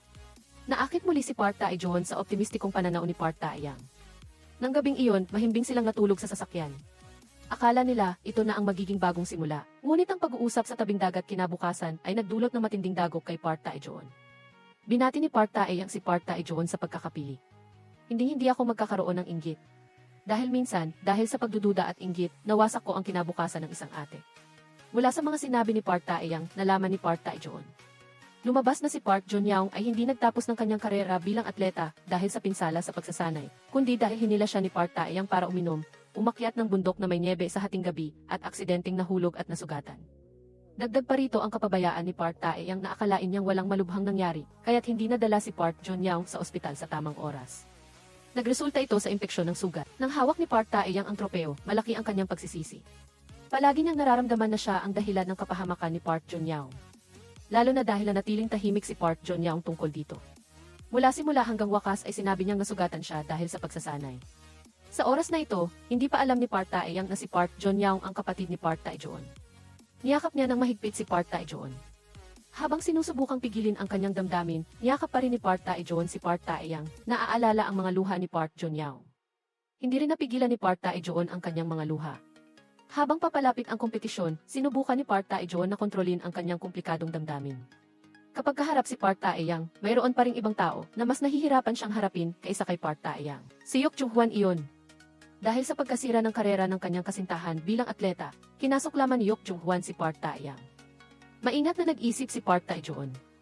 Nahulaan niya na si Yok Jung-hwan ay posibleng dating kasintahan ni Park Jun-young. Hindi gusto ni Park Tae-joon ang taong ito. Sa pagkakataong ito, lalo siyang nandidiri sa kanya. Ngunit pinilit ng coach na mag-partner silang dalawa sa doubles. Ngayon, talagang nagkaroon ng malaking problema. Determinado si Park Tae-joon na talunin si Yok Jung-hwan sa kompetisyon. Hindi siya magiging katulong lamang nito. Ayaw din ni Yok Jung-hwan na magpatalo. Hinarap niya si Park Tae-joon. Sa huli, si Yok Jung-hwan pa rin ang nanalo sa laban dahil sa kanyang maladyos na pagganap. Kinagabihan, inimbitahan ni Lee Yoo-min si Yok Jung-hwan sa rooftop. Habang nagdiriwang, sinubukan niyang lumikha ng isang romantikong kapaligiran. Pinagalitan ni Yok Jung-hwan si Lee Yoo-min sa pagpili ng napakapangit na lugar. Umubo siya ng malakas. Lahat ng mga magkasintahan na lihim na nakikipag-date sa rooftop ay nahihiyang umalis. Lumabas na ito ay isang lugar kung saan maraming magkasintahan ang lihim na nagde-date. Sa kasamaang palad, nandito rin sina Park Tae-joon at Park Tae-yang. Magkasundo ang magkaribal na sina Park Tae-joon at Yok Jung-hwan. Nag-umpisa silang mag-away. Nadamay rin si Park Tae-yang na gustong mamagitan. Nag-away si Park Tae-joon kay Yok Jung-hwan para ipagtanggol ang kanyang kasintahan. Sinisi niya si Yok Jung-hwan dahil patuloy nitong dinadala ang nakaraan. Ayaw ni Yok Jung-hwan na madamay si Lee Yoo-min sa issue ni Park Jun-young, kaya pinauwi na niya muna ito. Sa sumunod na pagtatalo, nangibabaw si Yok Jung-hwan sa pisikal na aspeto habang si Park Tae-joon naman ang nanalo sa aspeto ng argumento. Tinanong ni Park Tae-joon si Yok Jung-hwan kung nagpapanggap lang ba itong may malalim na pagmamahal sa dati niyang kasintahan, ngunit madali lang naman palang makipag-date kay Lee Yoo-min. Naramdaman niya na si Yok Jung-hwan ay dahil hindi niya makalimutan ang konsensya niya sa nakaraan, kaya ibinunton niya ang lahat ng kasalanan sa nakaraan kay Park Tae-yang. Ang pag-iwas sa responsibilidad at pagkabata ni Yok Jung-hwan ang dahilan kung bakit hindi siya maaasahan ng kanyang dating kasintahan. Sa huli, pinili nitong umalis. Hindi inihayag ni Park Tae-joon na si Park Jun-young ang kanyang kapatid na babae. Hindi makasagot si Yok Jung-hwan sa mga salitang ito. Nagsimula siyang pag-isipan muli ang kanyang pag-ugali. Nagtatago si Lee Yoo-min sa tabi at hindi niya alam kung paano ipapahayag ang kanyang nararamdaman. Napakakomplikado ng kanyang kalooban. Pagkaalis ni Yok Jung-hwan, ipinaliwanag ni Park Tae-joon kay Park Tae-yang. Ang dahilan ng kanyang matinding atake ay dahil ayaw na niyang masaktan pa si Park Tae-yang. Napabuntong hininga si Park Tae-yang at sinabing, minsan, kapag nagising ako sa hating gabi, magtatanong ako sa sarili ko, ako ang may kasalanan. Karapat-dapat ba ako sa kaligayahang ito? Sa pagkakataong ito, hindi inaliw ni Park Tae-joon si Park Tae-yang tulad ng dati, sa halip ay kalahating biro, kalahating seryoso siyang napabuntong hininga, Diyos ko, bakit ako nakahanap ng ganoong kahirap na girlfriend? Ang mga sumunod na pangyayari na naranasan ni Park Tae-joon ay mas nagpakomplikado sa kanyang damdamin. Una, kinansela ang laban nila sa doubles ni Yok Jung-hwan. Doon lamang siya nakaupo sa manonood. Sa buong proseso, lubos siyang nalungkot. Kinagabihan, pag-uwi niya, nakita niyang nagpapanggap si Park Tae-yang bilang fan ni Park Jun-young upang magbigay ng prutas. Pagkaalis ni Park Tae-yang, dala-dala ni Park Tae-joon na may komplikadong damdamin ang basket ng prutas papasok ng bahay. Matapos makipag-usap sa kanyang mga magulang, nalaman ni Park Tae-joon na buwan-buwan silang nakakatanggap ng ganitong uri ng regalo. Si Park Tae-yang ay tila naging buffer sa pagitan ni Park Tae-joon at Yok Jung-hwan. Pagkaalis ni Park Tae-yang sa bahay ni Park Tae-joon, nakasalubong niya si Yok Jung-hwan na papunta sa court para mag-practice. Inaliw niya si Yok Jung-hwan na huwag masyadong dibdibin ang mga sinabi ni Park Tae-joon. Ang pagmamahal sa iba ay hindi nangangahulugang pagkakasala sa dating minahal. Minsan, marahil ay dahil lang sa hindi sapat ang tadhana at ang mga alaala ng nakaraan ay mananatili magpakailanman sa puso. Walang ipinakita si Yok Jung-hwan, ngunit ang mga salita ni Park Tae-yang ay nagbigay sa kanya ng malaking lakas ng loob. Kinabukasan, patuloy na sinuportahan ni Park Tae-yang si Park Tae-joon. Sinabi niya kay Park Tae-joon na patuloy siyang pinanonood ng coach habang naglalaro. Si Park Tae-joon, na nawawalan ng kumpiyansa, ay sumigla muli pagkatapos marinig iyon. Samantala, sumakay si Yok Jung-hwan sa bus ng koponan ni Lee Yoo-min sa harap ng maraming tao. Hinaplos niya ang ulo nito at pinuri siya. Napaka-personal ng kilos na iyon, kaya hindi na nakatiis si Lee Yoo-min. Kinausap niya si Yok Jung-hwan ng pribado at nag-alok ng pustahan. Kung mananalo si Yok Jung-hwan sa laro ngayong araw, formal na silang magiging magkasintahan. Kung matatalo siya, bawat isa ay hahawak ng isang bote ng alak upang magpaalam sa isa't isa. Kakaiba talaga ang pag-ibig. Ibinabalik nito ang kalooban ni Yok Jung-hwan at Park Tae-joon na lumaban. Sa tulong ng coach, muling nagpartner si Yok Jung-hwan at Park Tae-joon para lumaban. Sa pagkakataong ito, inayos nila ang kanilang forma. Pareho silang gumanap ng normal kaya madali nilang napanalunan ang laban. Masayang pumunta si Park Tae-yang para bumili ng inumin upang ipagdiwang ang pagkapanalo ni Park Tae-joon. Dali-dali ring tumakbo si Park Tae-joon patungo kay Park Tae-yang. Sa sandaling ito, biglang lumitaw ang isang babae na nagpatigas sa ngiti ni Park Tae-yang. Bumalik na si Park Jun-young. Dumating siya upang tingnan ang kanyang kapatid, ngunit hindi niya inaasahan na makikita niya si Park Tae-yang. Sa sandaling ito, napakakomplikado ng damdamin ng dalawa. Noon, dahil ayaw ni Park Jun-young na batikusin si Park Tae-yang, pinili niyang itago ang katotohanan tungkol sa kanyang pinsala. Ngunit hindi ibig sabihin nito ay pinatawad na niya si Park Tae-yang. Kahit na matagal na siyang nasa ibang bansa, patuloy na pinahihirapan si Park Jun-young kay Park Tae-yang. Hindi pinansin ni Park Jun-young ang pagmamakaawa ni Park Tae-yang at matatag siyang tumalikod at umalis. Nakita ni Park Tae-joon ang lahat mula sa malayo. Hindi niya alam kung paano niya sasabihin ang kanyang nararamdaman. Ngunit nagkunwari pa rin siyang walang nakita. Sumama siya kay Park Tae-yang para mamili upang pasayahin ito. Nagbiro pa siya at nakipag-agawan sa pagbabayad. Dahil dito, medyo gumaan ang loob ni Park Tae-yang. Pagsapit ng gabi, hiniling ni Lee Yoo-min na tuparin ang pangako. Kung mananalo sa laban, magde-date sila. Natigilan si Yok Joo-hwan at umasa siyang makakahintay pa ng kaunting panahon. Biglang umiyak si Lee Yoo-min na intindihan niyang hindi pa rin nabibitawan ni Yok Joo-hwan ang mahiwagang unang pag-ibig na iyon. Dahil nasaktan ang kanyang pagkatao, balak niyang umalis. Sa totoo lang, nagsimula nang magkaroon ng nararamdaman si Yok Joo-hwan para kay Lee Yoo-min, agad niyang niyakap si Lee Yoo-min para makausap ng maayos. Kasabay nito, dinalaw ni Park Tae-yang si Park Jun-young. Napansin ni Mother Park na hindi maganda ang pakiramdam ng kanyang anak. Kaya sinabi niya kay Park Tae-yang na bumalik na lang sa ibang araw. Bago umalis, binayaran pa ni Mother Park ang pamasahe ni Park Tae-yang. Umaasa siyang mas madalas itong dumalaw kay Park Jun-young sa hinaharap para pasayahin siya. Mas lalong sinisi ni Park Tae-yang ang sarili. Sa pagkakataong ito, inutusan na ni Park Jun-young ang kanyang kapatid. Nalaman niya sa pamamagitan ng balita na sina Park Tae-yang at Park Tae-joon ay magkasamang nagbabadminton. Hiniling niya sa kanyang kapatid na layuan si Park Tae-yang. Hindi sinabi ni Park Tae-joon sa kanyang kapatid na si Park Tae-yang ang kanyang kasintahan. Hindi rin niya sinabi na alam niya ang alitan sa pagitan nilang dalawa. Pakiramdam niya ay nasa pagitan siya ng dalawang bato. Kinabukasan, mas matinding problema ang hinarap ni Park Tae-joon. Ang kalaban ni na Park Tae-joon at Yok Joo-hwan ay isang bastos. Siya ay dating junior ni Park Jun-young. Nagkaroon siya ng interes kay Park Jun-young nang hindi sinasadya silang magkita. Nang malaman niyang nagde-date noon sina Yok Joo-hwan at Park Jun-young, ginamit niya ito ng paulit-ulit para manggulo kay Yok Joo-hwan sa laro. Nagtamo muli ng maling hatol ang referee. Unti-unting sumiklab ang emosyon ni Joo-hwan hanggang sa muntik na siyang mawalan ng kontrol.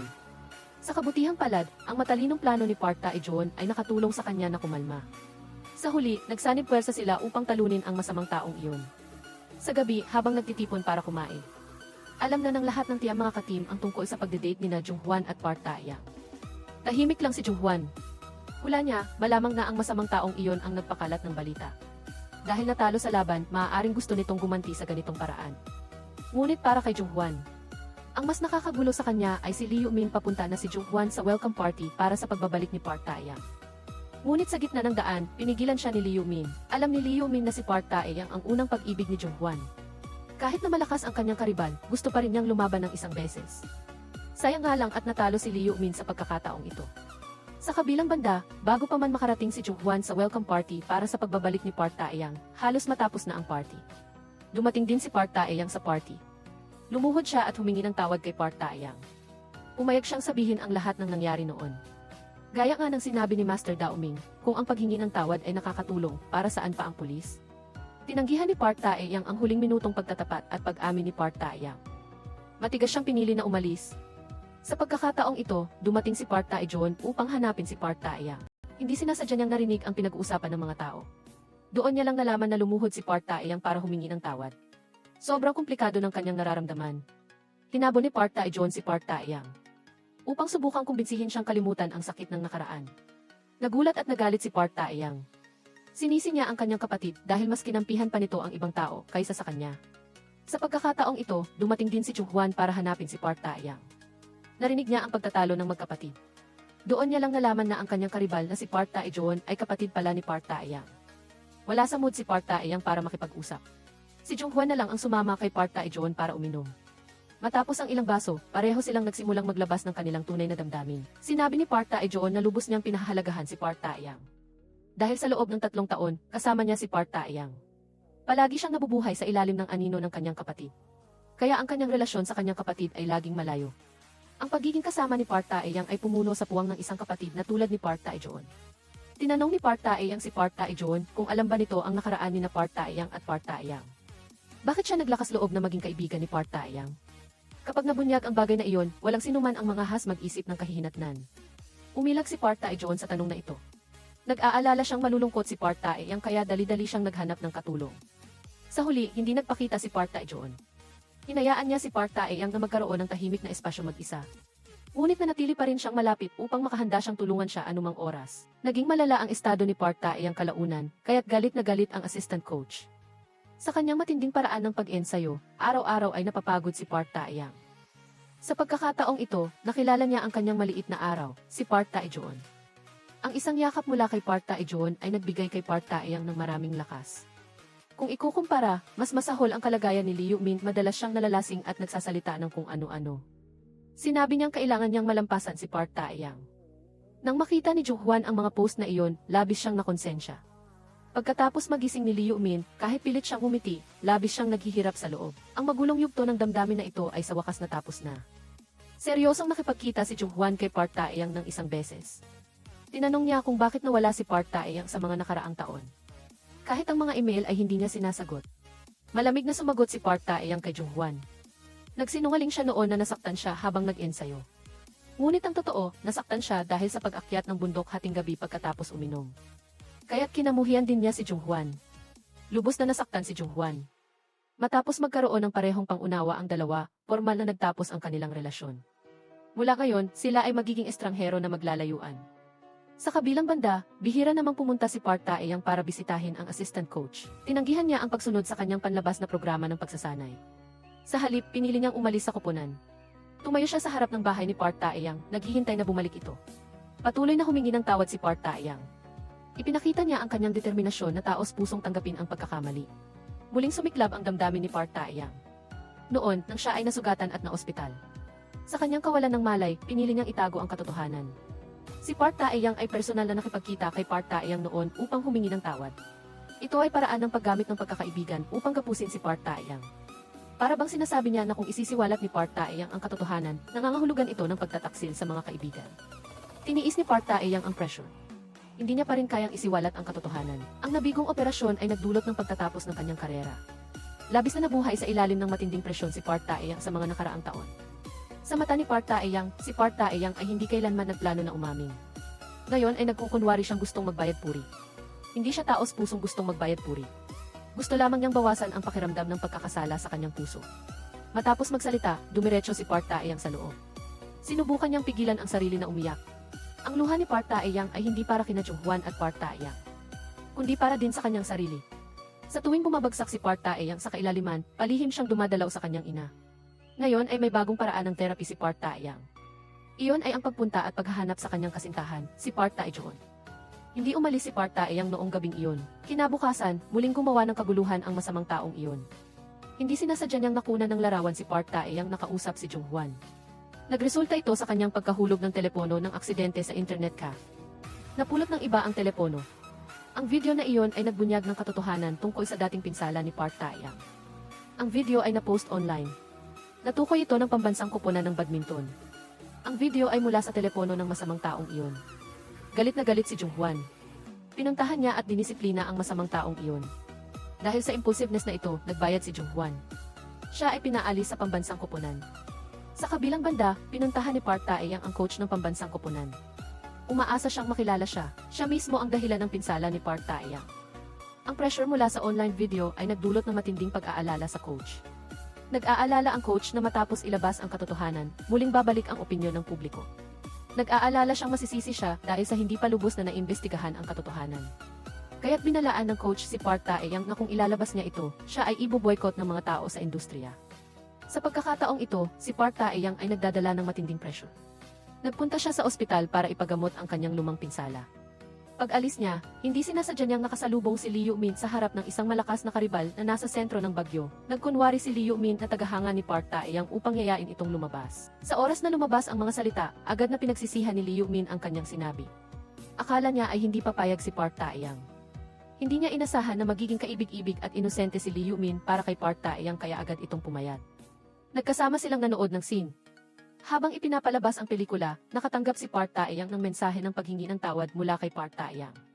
Nang makita ang pagsisisi sa mensahe ni Park Tae-yang, hindi napigilan ni Park Tae-yang ang pagluha. Nakita ni Lee Yoo-min na umiiyak si Park Tae-yang. Naging komplikado rin ang kanyang damdamin.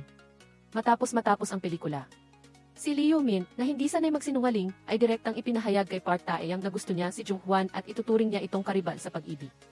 Ngunit ang kakaiba ay matapos makasama si Park Tae-yang ngayon, hindi niya magawang kamuhian si Park Tae-yang. Ang kalungkutan sa puso ni Park Tae-yang ay nawala dahil sa inosente at malinis na puso ni Lee Yoo-min, hindi niya namalayan nang umiti siya ng bahagya. Ang isa pang nakakaranas ng katulad na kapalaran tulad ni Park Tae-yang, na nasa kailaliman din tulad niya, ay si Park Tae-yang. Nahawakan na rin niya ang tulong na inaalok sa kanya ng ibang tao. Sa malamig na taglamig na ito, bumili si Park Tae-jo ng scarf para kay Park Tae-yang. Sinamantala niya ang pagkakataong ito upang umamin kay Park Tae-yang na siya ang kapatid ni Park Tae-yang. Ang kanyang pagkakakilanlan ay parang time bomb para sa kanila. Ngayong nakabalik na si Park Tae-yang, nag-aalala si Park Tae-jo na kung mas matagal pang magpapatuloy ito, mas magiging malubha ang kahihinatnan. Kaya't pinili niyang umamin ng diretsyo. Hindi sinisi ni Park Tae-yang si Park Tae-jo tungkol dito. Hindi rin siya umalis. Sa halip, nasaktan pa siya. Dahil nahihirapan si Park Tae-jo na mamili sa pagitan ng kanyang nobya at kanyang kapatid. Nagmakaawa si Park Tae-jo kay Park Tae-yang na huwag siyang iwanan dahil sa kanyang pagkatao. Sa sandaling ito, halo-halo ang emosyon ni Park Tae-yang. Kahit na pumayag siya sa labas, may kaunting pag-aatubili sa kanyang puso. Kinabukasan, tinupad ni Park Tae-yang ang kanyang naunang pangako kay Park Tae-yang. Hayagan niyang inamin ang buong katotohanan tungkol sa pinsala ni Park Tae-yang noon. Lubos siyang nalungkot. Binisita ni Park Tae-yang ang kanyang ina. Inilabas niya ang lahat ng negatibong emosyon sa kanyang puso. Naunawaan ng ina ni Park Tae-yang na sinisisi siya ni Park Tae-yang dahil sa pag-abandona sa kanya noon. Ipinaliwanag niya na kulang siya sa pinansyal. Upang ang kanyang anak ay makahanap ng pamilyang may mas mahusay na kondisyon. At upang magkaroon ng pagkakataong magsanay ng propesyonal at mapaunlad ang kanyang talento sa badminton. Iyon ang dahilan kung bakit niya ipinasa ang kanyang anak sa iba.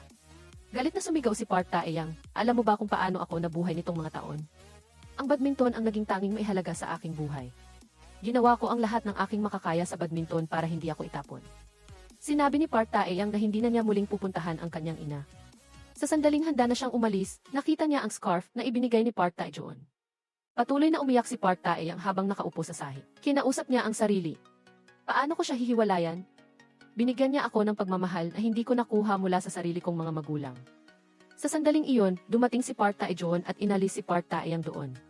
Nahaharap sa determinasyon ni Park Tae-yang na makipaghiwalay, matatag ding sinabi ni Park Tae-jo, isipin mo rin ako. Hindi tayo pwedeng maghiwalay. Mahal kita. Dahil sa pagsisikap ni Park Tae-jo na pigilan siya, nag-alinlangan si Park Tae-yang.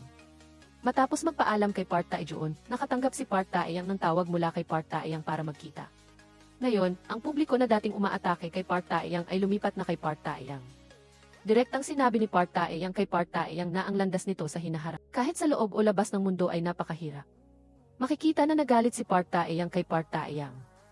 Ngunit talagang nagmamalasakit pa rin siya sa kinabukasan nito. Marahil dahil dito kaya gusto niyang manatili sa distansya. Natatakot siya na kung masyadong maging malapit, patuloy na maaalala ni Park Tae-yang ang nakaraan at gustong ilantad ito. Para kay Park Tae-yang, pagkatapos ng gabing ito, nawala na ang lahat ng negatibong damdamin niya para kay Park Tae-yang. Ngunit ang mga problema ni Park Tae-yang ay hindi pa natatapos. Ang kanyang paglalantad sa sarili ay nagdulot din ng pagbatikos ng publiko sa coach ng pambansang koponan noon. Nang gumawa ng desisyon ng hindi pa lubos na naimbestigahan, sinabi ng panig ng coach na ibo-boycott nila si Park Tae-yang. Ayaw ni Park Tae-yang na madamay ang kanyang mga kasamahan sa koponan, kaya nagsumite siya ng kanyang pagbibitiw. Si Coach Joo Sang-hyun ay palaging malamig sa panlabas ngunit mainit sa kalooban. Palagi niyang iniisip ang kapakanan ng iba. Sa pagkakataong ito, nag-aalangan din siyang gumawa ng aksyon. Ayaw niyang masayang ang isang potensyal na manlalaro tulad ni Park Tae-yang. Ang kanyang anak na si Lee Yoo-min ay tulad din niya. Palagi siyang nababahala sa mga problema ng ibang tao. Nag-aalala siyang malulungkot si Jung Hwan dahil sa pagkaalis niya sa pambansang koponan. Kaya't ipinahayag niya kay Park Tae-yang ang katotohanan na si Jung Hwan ay pinarusahan dahil nakipag-away siya para kay Park Tae-yang. Matapos malaman ang katotohanan, labis na nalungkot si Park Tae-yang. Nang gabing iyon, niyaya niyang magkita si Jung Hwan. Gumamit si Park Tae-yang ng matatalim na salita para saktan si Jung Hwan. Dahil natatakot si Park Tae-yang na ang isang impulsibong tao, tulad ni Jung Hwan, ay makakaapekto sa kanyang sariling karera dahil sa kanyang pagdating. Si Jung Hwan, na walang alam, ay nahulog sa bitag. Masakit siyang lumayo kay Park Tae-yang. Sa oras na ito, si Park Tae-yang ay nakikipag-usap kay Park Tae-joon tungkol sa isang paksang may kaugnayan kay Park Tae-yang. Para kay Park Tae-joon, kalahati ng kanyang buhay ay nabuhay siya sa ilalim ng maluwalhating anino ng kanyang kapatid. Si Park Tae-yang ay isa sa ilang tao na kumilala sa kanyang talento. Nang maghalo ang pagpapahalaga at pagmamahal, mas lalong hindi kayang hayaan ni Park Tae-joon na umalis si Park Tae-yang. Kinabukasan, hindi sinasadyang nalaman ni Park Tae-joon na plano ni Park Tae-yang na umalis sa badminton team.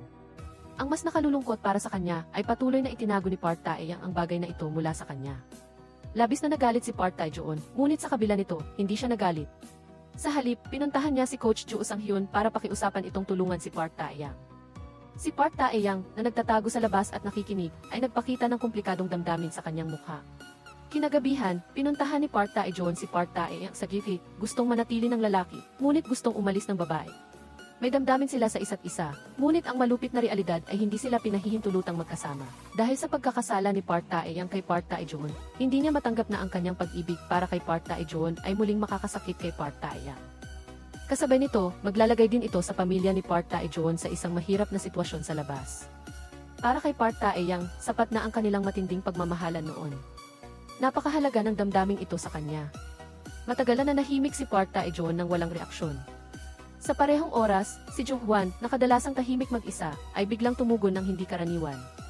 Niyaya niya si Lee Yoo-min na kumain kasama niya, nahihiyang pinasalamatan ni Jung-hwan ang pagmamalasakit nito. Aktibo ring tumulong si Park Tae-yang, umaasa na mabibigyan niya ng liwanag si Jung-hwan.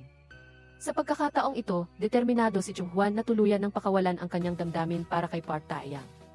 Sinabi niya kay Lee Yoo-min na maghintay pa ng kaunti, hanggang sa pagkatapos ng taglamig at pagdating ng tagsibol at pamumulaklak ng mga bulaklak. Iiwan niya ang lahat ng tungkol sa kanyang unang pag-ibig sa nakaraan upang simulan muli ang isang bagong buhay. Nagtatanong si Lee Yoo-min ng may pag-asa, ang tagsibol ba ay Marso 1 o Abril 1, o sa simula ng tagsibol? Habang ang dalawang ito ay hirap na hirap sa paghahanap ng bagong buhay, si Park Tae-yang naman ay hinahatak pababa ng kanyang nakaraan na nagtutulak sa kanya sa walang katapusang dilim. Wala nang ihayag ni Park Tae-yang ang katotohanan, labis na nag-isip si Ginang Park. Sa huli, hindi na nakapagpigil si Ginang Park at pinuntahan si Park Tae-yang dahil gusto niyang ipagtanggol si Park Tae-yang. Nang pinoprotektahan ni Park Tae-joon si Park Tae-yang mula sa ulan at hangin, natuklasan ng kanyang ina ang relasyon ng dalawa. Galit na galit si Ginang Park at sinampa si Park Tae-yang. Sa daan, tahimik ang dalawa at walang nagsalita. Nang makauwi, biglang nakiusap si Ginang Park kay Park Tae-joon na makipaghiwalay na at huwag nang pahirapan pa si Park Tae-yang. Galit na nagtanong si Park Tae-joon, bakit hindi mo ako masuportahan kahit isang beses man lang? Sa oras na ito, narinig ni Park Tae-yang ang ingay sa labas, at nakita niyang hindi maganda ang kapaligiran sa pagitan ng kanyang ina at kapatid. Nagmamadali siyang tinawag si Park Tae-joon upang bumili ng mga bagay-bagay para maiwasan ang nakakahiyang sitwasyon. Habang papunta, prangkahang inamin ni Park Tae-joon ang kanyang pag-ibig kay Park Tae-yang. Nagulat siya nang malaman na matagal na palang alam ng kanyang kapatid ang tungkol sa relasyon na ito. Lumabas na noong kausap ni Park Tae-yang si Park Tae-yang, nabanggit ni Park Tae-yang ang tungkol sa kanilang pag-ibigan, at determinado rin siyang makipaghiwalay. Seryosong sinabi ni Park Tae-yang kay Park Tae-joon, kung nais pa ring ipagpatuloy ni Park Tae-joon ang relasyon na ito, si Park Tae-yang ay patuloy na makakasalamuha ang kanilang pamilya dahil sa relasyon niya kay Park Tae-joon. Sa ganitong paraan, mamumuhay siya na may konsensya habang buhay. Nag-alinlangan ang damdamin ni Park Tae-joon at sinabi niya sa kanyang kapatid na tumigil na. Sa sandaling ito, nagpakita ng kawalan ng pag-asa si Park Tae-yang, hindi niya maintindihan kung bakit ginagawang malaking isyu ng mga tao ang pag-ibig. Kinabukasan, sa wakas ay nagpasya si Coach Joo Sang-hyun na kumilos para kay Park Tae-yang. Buong tapang niyang dinala si Park Tae-yang upang makipagkita sa pambansang coach ng koponan. Ginamit niya ang kanyang posisyon bilang senior upang humingi ng paumanhin sa kabilang panig. Tama, hindi niya piniling makipagtalo, ngunit ginamit niya ang kanyang reputasyon upang tulungan si Park Tae-yang na makakuha ng pagkakataong magpatuloy sa paglalaro ng badminton. Matagumpay sa court, ngunit nabigo sa politika. Nang gabing iyon, niyaya ni Park Tae-joon si Park Tae-yang sa isang bar. Masaya silang nag-inuman hanggang hating gabi. Sa oras na ito, nagkaroon ng lakas ng loob si Park Tae-joon na sabihin ang nilalaman ng kanyang puso. Maghiwalay na tayo, talagang gusto kita. Kahit na tila magkasalungat ang dalawang pangungusap na ito, napangiti sila ng mapait. Pagkatapos maghiwalay, kailangan nilang harapin ang kanilang sariling impyerno. Desperado silang nagtrabaho para makalimutan ang isa't isa. Ngunit ang damdamin ay hindi kailanman lohikal. Gusto mo sa loob, ngunit sinasabi mong hindi mo gusto sa labas. Maloloko mo ang iba, ngunit hindi mo maloloko ang iyong sarili. Narinig ni Jung-hwan mula kay Park Tae-joon na naghiwalay na sila. Dahil sa problema ni Park Tae-yang, lubos na hindi nasisiyahan si Jung-hwan kay Park Tae-yang. Ngunit ngayon na nakita niyang kaawa-awa si Park Tae-yang, lumambot ang kanyang puso at tumawag siya. Sinabi kay Park Tae-yang ang kasalukuyang sitwasyon ni Park Tae-yang. Ngayon lang nalaman ni Park Tae-yang na inilantad ni Park Tae-yang ang katotohanan tungkol sa pinsala ni Park Tae-yang dahil sa pagbabanta ng coach. Kasabay nito, labis din siyang nasaktan dahil kinailangan niyang makipaghiwalay kay Park Tae-joon. Naging komplikado ang pakiramdam ni Park Tae-yang sa kabilang linya. Muling pinuntahan ni Jo-hwan si Park Tae-yang para makipagkasundo. Naparusahan na rin si Park Tae-yang dahil sa kanyang nakaraang pagkakamali. Sa wakas ay pinakawalan na rin ni Jo-hwan ang kanyang galit sa kanya. Ang dalawa, na dating matalik na magkaibigan at magkakampi, ay magkasundo na muli tulad ng dati. Bumalik din si Park Tae-yang sa badminton team, ngunit naging awkward ang atmosphere sa pagitan niya at ni Park Tae-joon. Ang pakikipagkaibigan sa ex ay palaging mahirap.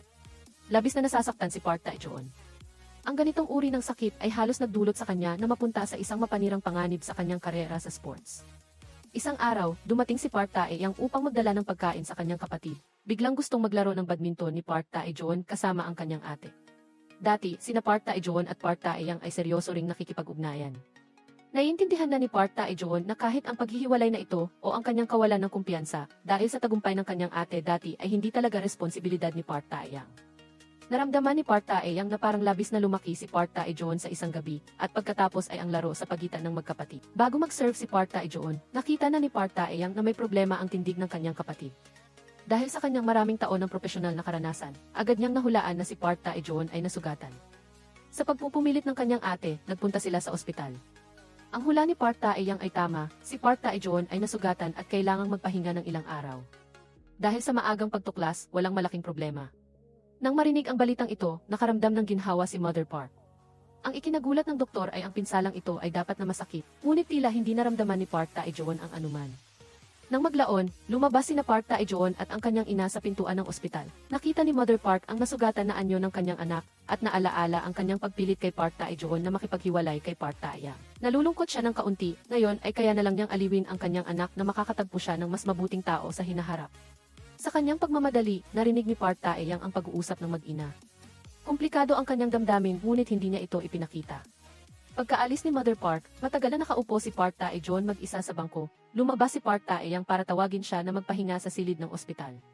Ngunit aksidente niyang nakita si Park Tae-yang na nakatayo sa malayo, tahimik na nagdesisyon si Park Tae-yang sa kanyang puso.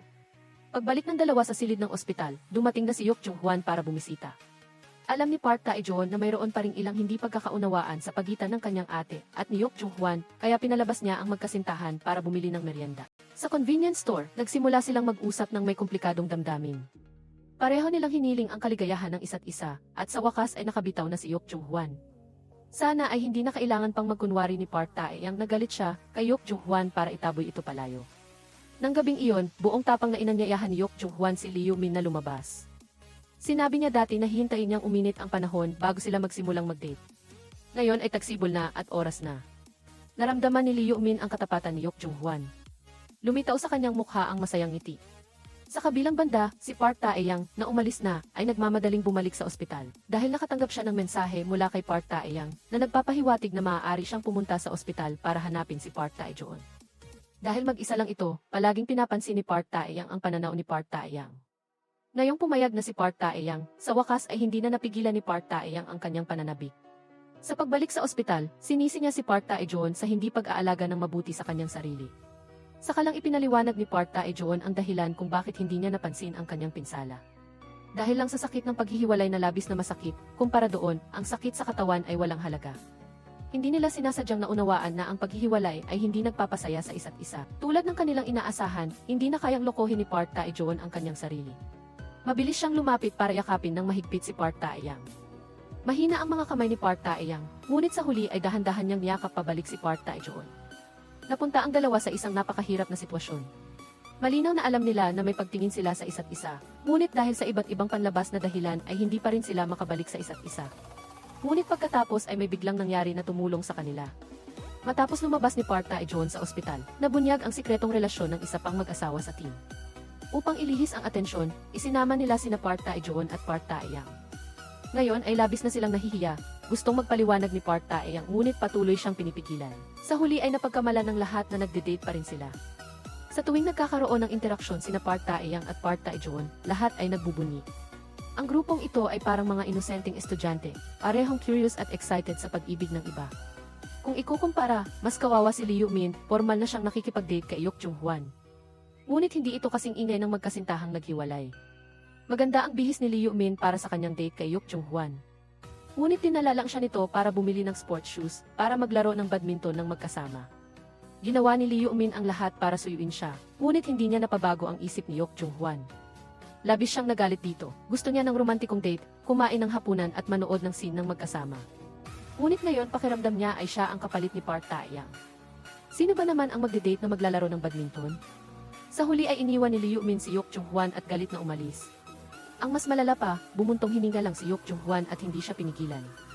Maraming atleta na tulad ni Yok Jung-hwan, ang buong buhay ay sports lang ang alam. Kapag umalis sila sa larangan na pinakamahusay sila, nakakaramdam lang sila ng pag-iisa at pagkalito. Dahil sa limitasyon sa edad at talento ng kapitan ng koponan, bagaman hindi siya sumuko. Ngunit ngayong taon ay kailangan pa rin ganapin ang seremonya ng pagreretiro. Kahit na hindi gaanong mahusay ang kapitan sa mga parangal, siya ay isang mabuting tao at tagapagkasundo sa koponan. Nang gabing iyon, marami silang ininom, marami silang pinag-usapan, at marami silang iniyak. Sa buong proseso, hindi umimik si Lee Yaoshim. Pagkatapos ng party, sinamahan ng kapitan si Lee Yaoshim ng isang bahagi ng daan. Sa mga taong ito, lihim na mahal ng kapitan si Lee Yaoshim. Nasaksihan niya ang buong proseso ng kanyang pakikipag-date, pagpapakasal, panganganak, at pagkatapos ay paghihiwalay. Palagi siyang nasa tabi niya bilang isang kasamahan sa koponan. Ngayon, maging ang huling antas ng relasyon ay malapit nang mawala. Hiniling ng kapitan kay Lee Yaoshim ang isang huling yakap. Labis ding nasasaktan si Lee Yaoshim. Sa totoo lang, kalaunan ay natuklasan niya ang damdamin ng kapitan. Ngunit mayroon na siyang anak kaya ayaw niyang isama ang kapitan. Sa huli, naging sandigan sila ng isa't isa. Sa panahong ito, lasing na lasing si Park Tae-yang, pauwi na sa dormitoryo, kasama sina Park Tae-joon at Yok Jung-hwan. Sa daan, nakasalubong nila si Park Tae-yang na bumibisita. Nagkasama ulit ang dalawang babae para uminom ng magkahiwalay. Sa wakas ay nagkaayos na si Park Tae-yang at Park Tae-yang. Kinaumagahan, dumating si Ing Lee-man-soo para hanapin si Park Tae-yang upang tubusin ang kasalanan ng kanyang anak na babae. Dahil sa sinabi ni Ing Lee-man-soo, nalaman ni Park Tae-yang ang hirap at nadinanas ni Park Tae-yang noong bata pa siya. Dahil din dito, nakawala siya sa kanyang pagkalito. Kinabukasan, oras na para ayusin ni Yok Jung-hwan at Enbith-do ang kanilang hindi pagkakaunawaan. Nais niyang makipag-mixed doubles kay Liu Min. Minsan sinabi niya na ipagkatiwala na lang sa kanya ang kanyang anak na babae.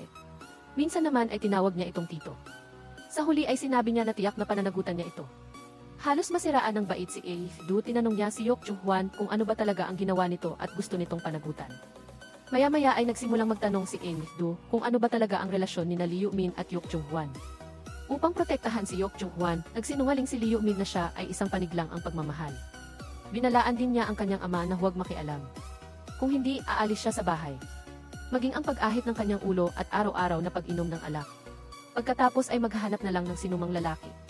Galit at walang magawa si Enbith-do, sinabi niya sa kanya na huwag nang magulo pa. Tinukso pa niya si Liu Min na matagal na itong nakatira sa dormitoryo at hindi sa bahay. Nagpapabunot pa raw ng buhok. Gusto pa nga niyang bunutin ang lahat ng buhok nito. Nakikinig si Yok Jung-hwan sa labas. Unti-unti siyang naakit sa pagiging malaya ni Liu Min ngayon. Sinunod ni Yok Jung-hwan ang gusto ni Liu Min at dinala siya sa isang date. Ang pag-ibig ni Liu Min ay mainit tulad ng tagsibol. Handa na rin si Park Tae-yang para sa pagbabago sa kanyang karera. Sa wakas ay sinimulan na siyang bigyan ng mas maraming pagkakataon ng assistant coach. Maganda ang pakiramdam ni Park Tae-yang kaya umuwi siya para magluto ng beef rib soup. Nais niyang ibigay ang handog na ito kay Park Tae-joon upang makaramdam siya ng kaunting init. Bagamat naghiwalay na sila, tuwing nalulungkot siya o may masamang nangyayari, ang una niyang reaksyon ay palaging isipin si Park Tae-joon. Ang pinakamalaking alalahanin niya ngayon ay ang pinsala ni Park Tae-joon. Nang dinala niya ang sabaw kay Park Tae-joon, hindi siya makatingin ng diretso sa mata nito. Medyo nalilito rin si Park Tae-joon sa bagay na ito. Wala rin naman siyang masyadong pakialam. Kung tutuusin, malapit na silang lumahok sa kompetisyon. Hindi niya alam kung bakit biglang ayaw ng lahat na makasama siya sa koponan. Dahil dito, medyo mabigat ang pakiramdam ni Park Tae-joon kamakailan. Nang bumalik siya sa dormitoryo para kumain ng sabaw, aksidenteng nalaman ni Park Tae-joon ang katotohanan mula sa kanyang mga kasamahan sa koponan. Lumabas na nag-aalala si Park Tae-yang sa pinsala ni Park Tae-joon, kaya tinakot niya ang lahat na huwag makipag-team sa kanya. Nang malaman ni Park Tae-joon ang katotohanan, labis siyang naguluhan. Nang gabing iyon, muli niyang inanyayahan si Park Tae-yang na lumabas. Sinabi niya sa kanya na sinabi ng doktor na walang problema sa pinsala at maaari siyang magpatuloy sa paglalaro. Ngayon ay kailangan ng managot ni Park Tae-yang dahil naapektuhan niya ang kanyang kinabukasan sa paglalaro. Ang pangungusap na ito ay may dalawang antas ng kahulugan. Ito ay isang kahilingan kay Park Tae-yang na ipagpatuloy ang pagiging kasamahan niya sa paglalaro, at ito rin ay isang pahiwatig na kailangan niyang panagutan ang kanyang kinabukasan. Ang taktika na ito ay masasabing lubos na nagtagumpay. Hindi sinasadyang tinanggihan ni Park Tae-yang ang kahilingan na makipagperes. Natatakot pa rin siya na baka malungkot si Park Tae-yang. Pagbalik niya, nakaramdam siya ng pagkainis. Kaya, tinawagan niya si Park Tae-yang upang humingi ng payo. Nagising si Park Tae-yang at napakasama ng kanyang kalooban.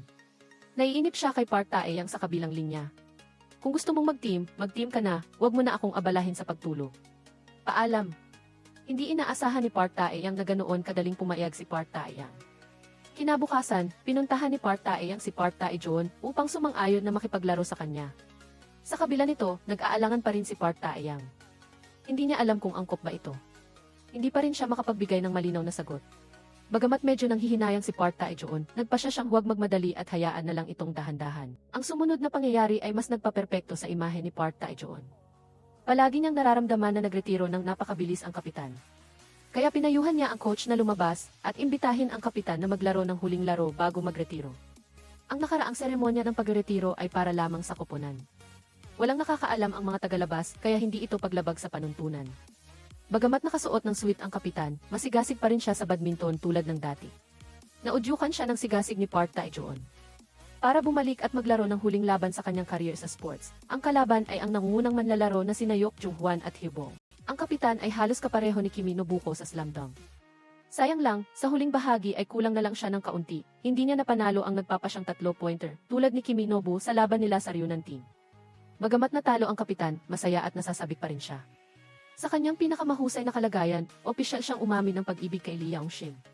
Nag-aalala si Lee Young-shim na ang muling pag-aasawa ay makakasakit sa kanyang anak na babae. Handang maghintay ang kapitan hanggang sa lumaki ang anak na babae ni Lee Young-shim. Dahil sa matinding emosyon, napaiyak si Lee Young-shim. Inanunsyo ng weather station na mayroong meteor shower ngayong gabi. Nang gabing iyon, magkasamang lumabas sina Park Tae-yang at Park Tae-joon para manood ng mga bituin. Dala-dala nila ang mahahalagang kahilingan sa kanilang puso. Hindi nila inaasahan na maririnig nila ang kagustuhan ni Park Tae-joon na halikan siya. Maging ang kalangitan ay hindi makatiis. Agad na kumidlat at pagkatapos ay bumuhos ang malakas na ulan. Ngunit lahat ng ito ay hindi makapipigil sa kagustuhan ni Park Tae-joon. Sa wakas ay nahalikan niya si Park Tae-yang ayon sa kanyang kagustuhan. Sa gitna ng malakas na ulan, ang relasyon ng dalawa ay sumalubong sa isang bagong pagbabago. Patuloy pa rin ang magandang balita, partikular na dumating ang kapatid na babae ni Park Tae-yang upang suportahan siya.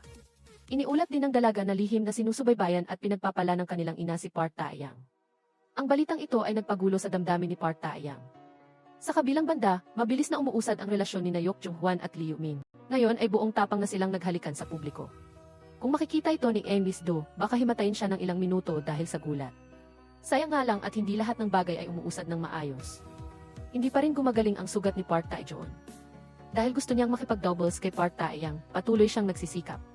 Bagamat patuloy silang nanalo laban sa kanilang mga kalaban.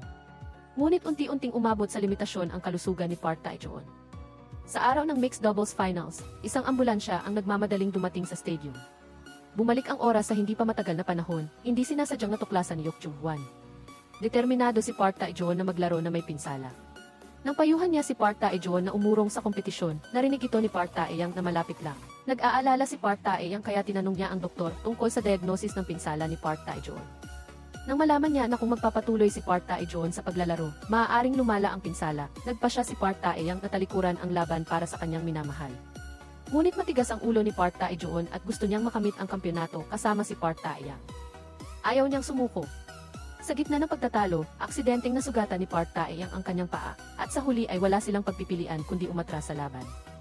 Ngunit ang hindi inaasahang insidente na ito ay nagdala ng hindi inaasahang swerte. Matapos malaman ang sakripisyo ni Park Tae-yang, unti-unting nawala ang pagkamuhi ni Mother Park sa babaeng ito. Kasabay nito, sa wakas ay unti-unti na rin niyang natanggap si Park Tae-yang. Ibinigay ni Park Tae-joon ang kanyang medalyang pilak sa kanyang ina. Nabatid ni Mother Park ang kanyang matagal na pagiging malamig kay Park Tae-joon. Sa sandaling ito, ang bigat ng medalyang pilak sa kanyang kamay ay hindi nahuhuli sa gintong medalya ni Park Tae-yang noon. Nang dumalaw ang mga kasamahan sa koponan kay Park Tae-joon, nakasalubong niya si Park Tae-yang. Noon lang nalaman ng lahat na magkapatid sila. Ngunit si Park Tae-joon sa sandaling ito ay hindi na umiral sa ilalim ng pangalan ng kapatid ng henyong mandirigma na si Park Tae-yang. Nakalikha na siya ng sarili niyang posisyon sa mundo ng badminton. Sa tabi ng kanyang pangalan ay nakakolekta na siya ng maraming titulo. Mabilis lumipas ang isang taon at nawala ng posisyon ang coach ng pambansang koponan dahil sa pagmamaneho ng lasing. Sa suporta ni Yok Jung-hwan, matagumpay na naging coach si Im Lis-do pagkatapos magretiro ni Lee Young-shim, pinalitan niya si Im Lis-do bilang coach ng club. Dahil dito, umuusad din ng napakaganda ang relasyon nila ng kapitan. Kasabay nito, napakasarap din ng relasyon ni Yok Jung-hwan at Lee Yoo-min paminsan-minsan. Lumalabas ng bansa si Yok Jung-hwan para lumaban at pagkatapos ay bumabalik. Kapag magkasama ang dalawang ito, masasabing napakatamis ng kanilang samahan. Nakahanap si Park Tae-yang ng ibang trabaho sa labas ng industriya ng sports. Pumasok siya sa pananaliksik at pagpapaunlad ng badminton, at may tuturing pa ring malapit na naugnay sa trabahong mahal niya. Sa huli ay sina Park Tae-joon at Park Tae-yang. Kasama rin sina Lee Yoo-min at Yok Jung-hwan. Sa wakas ay nakapaglaro na rin sila sa finals na kanilang iniwan noong nakaraang taon. Noong nakaraang taon, dahil sa pinsala, napilitan ang koponan ni Park Tae-yang na umalis sa laban. Ngayon, sa wakas ay maaari na nilang buong pagmamalaking salubungin ang laban na ito. Nagtatapos din ang kwento sa ngiti na puno ng determinasyon ni Park Tae-yang. Nagtatapos na rito ang pelikula. Salamat sa inyong panonood at suporta. Paalam.